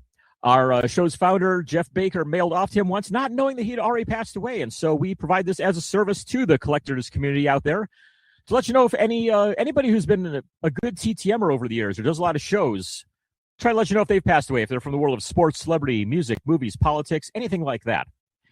And we lead off this month here with Andy Costco. Andy was an outfielder from 1965 to 74 with 7 Major League Baseball teams. He was a career .236 hitter with 73 home runs and was featured on cards in 1966 to 72 as well as 1974 top sets. He was an excellent TTMer through the year 2024. Andy Costco was 84 years old. And we also lost Joe Corallo at the age of 85. He was an offensive lineman from 1962 to 1973 with the Los Angeles Rams, the Cleveland Browns, and the Philadelphia Eagles. He went to Notre Dame and played in the 1968 Pro Bowl. He was a good TTMer through 2024. We also lost Paul Wiggin this month. Wiggin was a defensive end for 11 seasons with the Cleveland Browns, 1957 to 67. He played in the Pro Bowl in both 1965 and his final season of 1967. He only had one card during his career, and it was in the 1966 Philadelphia set. Paul was an excellent TTMer through 2024. He was 91 years old. And we also lost Bill Butler, who was a running back and a defensive back from 1959 to 1964 with Green Bay, Dallas, Pittsburgh, and Minnesota. He had 11 interceptions and 2 pick sixes in his career, and his only career card was 1965 Philadelphia set. He was a good through-the-mail signer through November, and he was 88 years old. We also lost George Mira this past month. Mira was a quarterback from 1964 to 71 for the 49ers, the Eagles, the 49ers, the Eagles, and the Dolphins. Spent his career mostly as a backup. He only started actually 8 games in his career, but had a 5-3 record as a starter. Only had 2 major national release cards in his career, the 1965 Philadelphia set and the 1968 Topps set. He was a good TTMer through 2024. George Mira was 83 years old. And we lost Lowell McDonald, who was a left winger from 1961 to 1978 with the Detroit Red Wings, the Los Angeles Kings, and the Pittsburgh Penguins. He was a 2-time All-Star and had 180 goals in his career. He had 8 Topps and O-Pee-Chee releases throughout his career, and he was a good TTMer through May, and he was 84 years old. And lastly, we lost Bobby Russo a couple of weeks ago. Russo was a right wing from 1960 to 75, played for the Montreal Canadiens, the Minnesota North Stars, and the New York Rangers. In that time, he was a 3-time All-Star and 4-time Stanley Cup winner. He won the 1962 Calder Trophy as Rookie of the Year and was the NHL's assist leader in the 1965-66 season. He had a Parkhurst, Topps, or O-Pee-Chee card every season from 1962-63 all the way to 1974-75. He was an excellent TTMer through September. Bobby Russo was 85 years old. Well, if you've lost anyone this month, our thoughts are certainly with you as we move on now to our TTM returns. Was our mailbox full this week? Let's take a look at this week's TTM returns. As we both said during the intro to the show, it has been a bonanza month here for the TTM successes. And like I said earlier on, I just got 17 of them in just today here. So, what I might do, Aaron, you go ahead and go through all of yours while I open these up and figure out who I've gotten these other 17 so I can put them on at the end of my list there. But if you want to go for it, go right ahead here. I'm going to mute my microphone so we're not getting a whole bunch of rattly, scrapey sounds here as I open everything up. But yeah, go for it. Considering how you got more successes today than I got all month, I'm not sure how well I'm going to be doing at spelling you, but we can give it a shot. So the first one that I got back, and so this month was much better than the previous month when I just got one back, and so I got former Mets pitcher during the early 2000s, Jeremy Griffith. He signed 4-4 for me, and yeah, super happy to have that one back. I had a couple that I had actually had since like 2002. He was in some early 2000s releases. I don't think he had a very long major league career, but he did at least have quite a few cards in the early 2000s.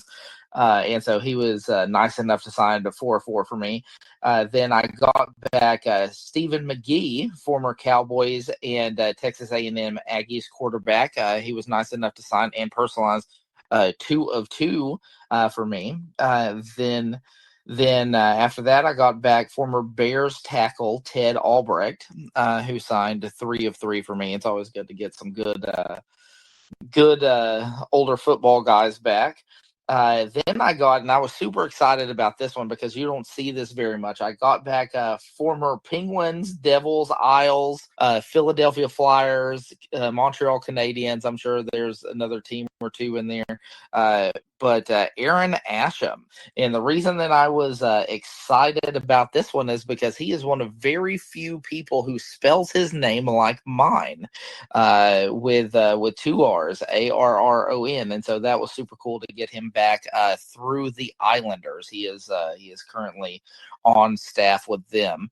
And so, yeah, you have to go through, I believe it's their practice facility to get him. And then I also got back former Raiders and Redskins tight end Ethan Horton. Very nice return. He signed 4-4 for me. And he actually sent it back in his own envelope. And so that was kind of cool. I'm not sure why he did that, but it's always cool when players try to help you out like that. Then I got back former Diamondbacks catching prospect Brad Creasy. He signed 3 cards for me, and a couple of those, just like Jeremy Griffiths, I had since I pulled them out of packs way back in 2002 and 2003. So yeah, very nice. Always nice to get cards that you had signed. I go through a lot of these, especially the football one. I don't have a huge personal collection of football cards, but I always try to hit up Sport Lots or eBay or wherever I can to get the cards for the guys that I want to send to. But it's always nice to kind of round out the full circle of life for a card that you've had for 20 plus years. Yeah, how you doing over there? You? I got everything opened up at least and quickly looked at, and there's a few surprises in there, which is nice. So it's like, yeah, I'll do those at the end here once I rattle off all these. So I was trying to go long form. I didn't know how long it was going to take you to dive into your vault of signed cards like Scrooge McDuck.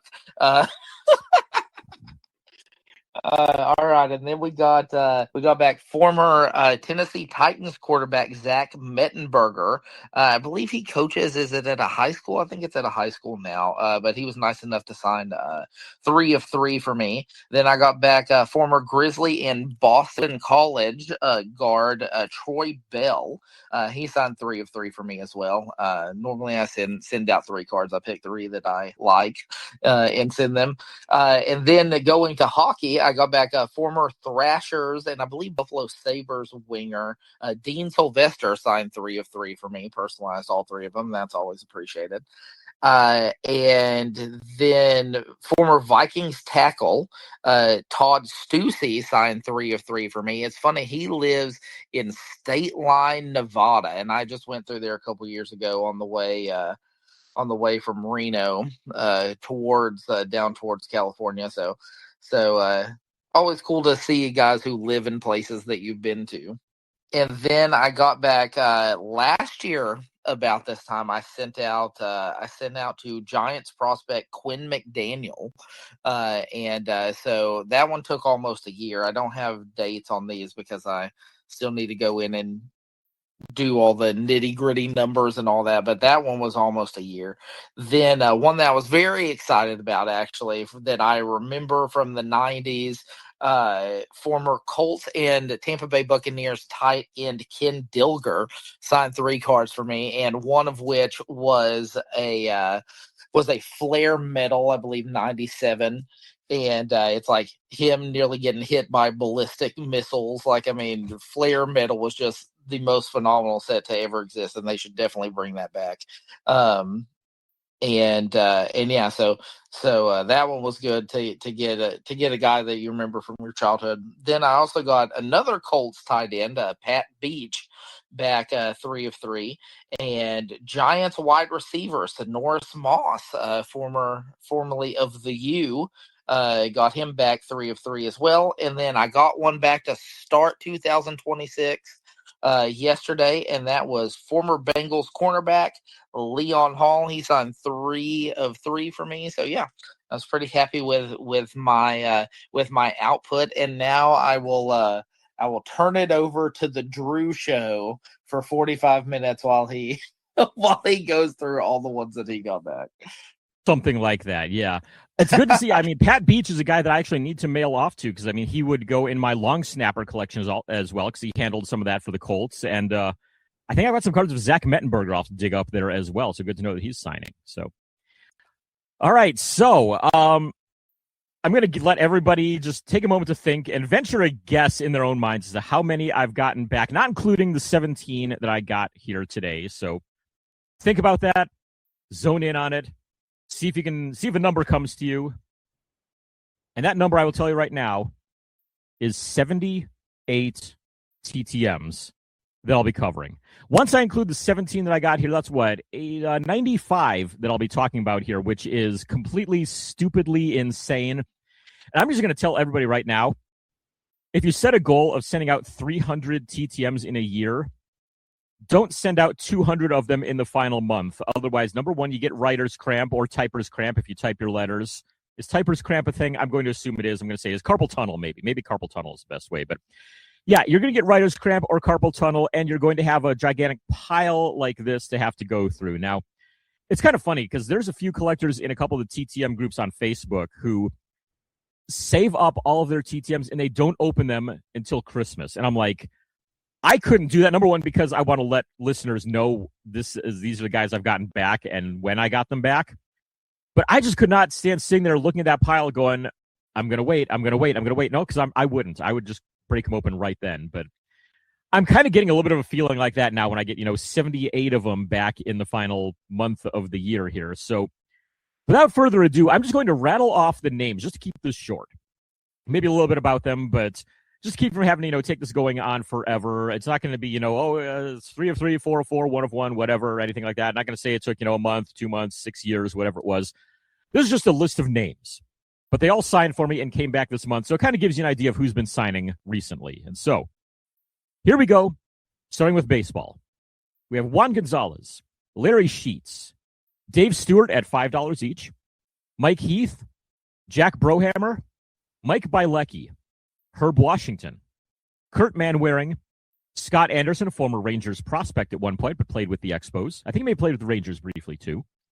Bob Aralt, Greg Myers, very rare signer, Kurt Young, Travis Buck, Shane Andrews, Billy Ashley, Casey Blake, Tim Blackwell, John Matlack on an 11x14 photo. Got a little crazy and mailed one of those off there to finish the duel. That's him and Bill Madlock together on it. Matlack, and had Madlock, got Matlack.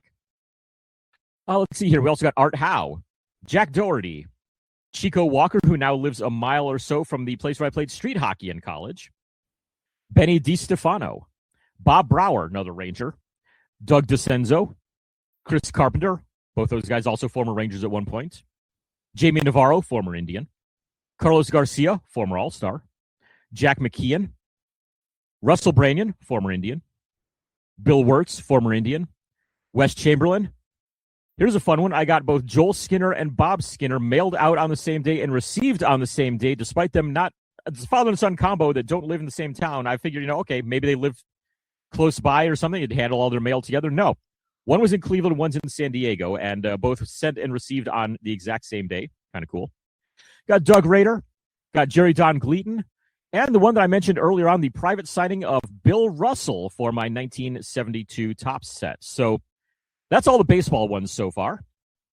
Got some basketball as well. Former Cavalier Randolph Keys, Mike Gminski, Bernie Bickerstaff, who should be in the Hall of Fame for his coaching career, Del Harris, who is in the Hall of Fame for his coaching career, Paul Westhead, and former Cav Lamond Murray. Moving on to the football world, we got former Cowboy Derek Kennard, Cameron Brate, Andre Wadsworth, Blaine Bishop, got Roy Foster, Rick Fenney, Roger Ruzek, former Cowboy, who actually lives just up the road here in Denton, Texas. Got Bill Moss, DJ Foster, Jim Crash Jensen, Darian Connor, briefly a former Brown, Milt Plum, longer time former Brown, and Kurt Benkert. Into the hockey world, we've got Craig Wolanin, former Avalanche, Paul Bissonnette, former Penguin, Jay Miller, former Bruins tough guy. Got Sergey Brylin, Alan Bester, Ken Baumgarten, another former tough guy there from the Bruins and a few other teams. Hall of Famer Jerry Cheevers. Got Randy Ladouceur, Andrew Castles, Greg Adams, not to be confused with his former teammate, also named Greg Adams. This is the one that played for the Canucks, the Stars, the Coyotes, a couple other teams in there as well. Got Don Sweeney, current Bruins GM. Thomas Vokoun, former Penguin. Nick Fatiu on a jersey. The first time I've ever TTM'd a jersey in my life. Got that back in a little over a week. Got RJ Umberger, Tim Kerr, and former Cleveland Baron Jeff Gilson. And lastly, moving into the world of auto racing, we have Rick Hendrick, Austin Dillon. The late Greg Biffle arrived a week before his unfortunate and untimely death, and how I forgot to put him into the Vern Rapp Minute, I don't know, but he absolutely should have been mentioned in there, and I just completely blanked on that one, unfortunately. Also got Ron Hornaday Jr., Ryan Newman, Ken Schrader, and Reed Sorensen. So that's the 78 that I got back in December, and now I have 17 of them right here that I just got. I have opened them all at least, so I can at least hopefully go through them kind of quickly here and at least just rattle off the names of who I got back as I can pull them out here. So got Jimmy Rogers, former coach of the Boston Celtics, maybe a couple other teams. I got back Louis Aguiar, former punter for the Jets, and maybe a couple other teams in there. We've got here Bert Roberge, former pitcher for the Expos. Used a ballpoint pen on it. So one of them, unfortunately, got really pretty badly smeared, but the other ones seemed to turn out all right. That's one of the good ones right there. As you can see it there, Aaron, the rest of the listeners as well. You can check my articles on Sports Collectors Daily if you want to see all these there. So where Drew is screwing up everybody's bandwidth with 3 million returns. Yes. I even asked the editor there, and Rich Miller, and said, hey, do I need to scale these down a bit? And he's like, if you can crop them a little closer, it'll be better. But yeah, actually make them slightly bigger even. I'm like, by all means, I can do that. I'll just crop them closer then. So, yeah. We also got back Mike Lansing. Got an MLB Showdown card right there, right off the top, which is always fun. All right, we got Chris Hogan of the New England Patriots. It's always cool to get some of the more recent guys, because there's so many current players and, recently retired ones that just don't sign at all. So anytime I can get somebody on a card from like 2017, 2018, it's like, hey, that's kind of cool to add in there. I got Radek Dvorak from the world of hockey. I think there's a possible upgrade on my Topps total card in there as well. Let's see here. This is Don Robinson, former pitcher and multi-time Silver Slugger winner as a pitcher. He's one of the better hitting pitchers out there, and card companies loved showing him batting anytime they possibly could. So 1992 Topps has him in the on-deck circle. We've got Darius Kasparaitis, former Pittsburgh Penguin. He had a $10 fee for a while. Looks like he has stopped doing that. I think it was through Pass Pros there for a bit, but just does his own mail now, it looks like. So always good to see that. I've got a first of two generations NFLer here with Kevin Lockett. Got him back through his home in Kansas City. Let's see. This one, postmark from Pittsburgh. There we go. Doc Medich, former Ranger. Also a former Pittsburgh Panthers football player as well. Played tight end on the football team when he was there.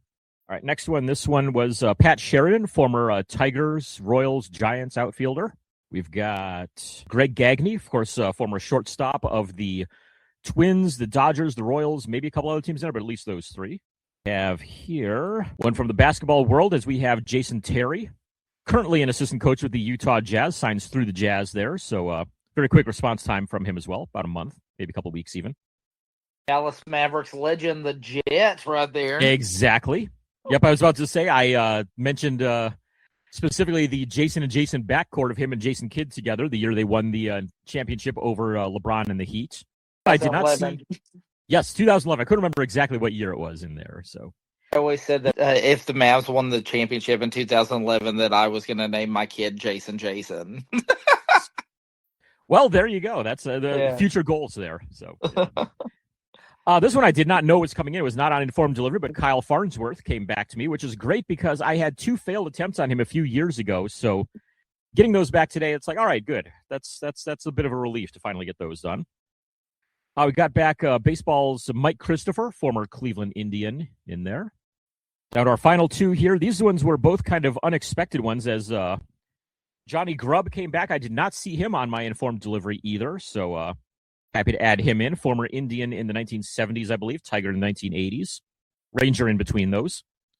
And one that was I did not realize, because this one was sent out quite a while ago. I think this is over a year now that it took for this one to come back. And yes, it does have a set hit in it. Ray Shepard, hockey player, played with the Sabres, the Red Wings, maybe the Whalers, a couple other teams in there. The Rangers were one of them, but bounced around quite a bit there. But he was signing a bunch a while ago, mailed off, never got anything back, and now here we are over a year later, finally back to me there. So that's everything, including the 17 that I got in today. So that is a new personal record right there for my best single day of TTMing ever. But just a quick recap. Like I said earlier on, that I had a bunch of personal records that I set or tied this year. See if I can pull these up here. So December was my best month ever with 297 cards signed by them through the mail.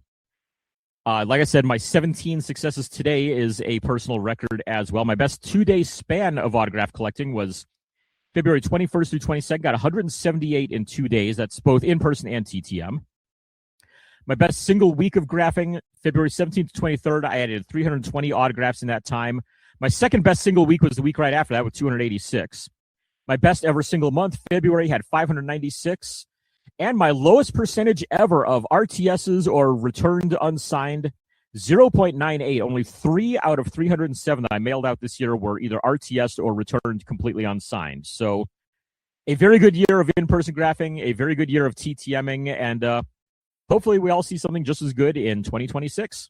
So I think that just about does it here for this week's show, or this half month, so this fortnight's show, I guess is the way to put it there. But big thanks, of course, to Aaron for sitting in the co-host seat, Clemente, Ryan, and Belinda all for joining us on the show, and for Ruthie for providing all of the production work that goes into getting this from our mouths out to your ears. Want to remind everybody, if you want to order some SIG Spot cards, do so through dfwgrapher@gmail.com. I can do any sport, any city on them. Contact me. We'll see what we can get going on those.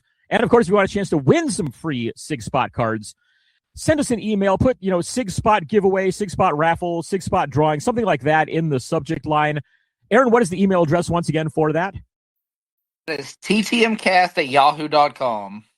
So there you go. Send it in, get a chance to win some, and we'll draw those at our next show on January 17th. We'll have some grapher DIY. We'll talk about our New Year's resolutions in graphing for the 2026 calendar year. Aaron, any final thoughts before we go ahead and wrap this one up?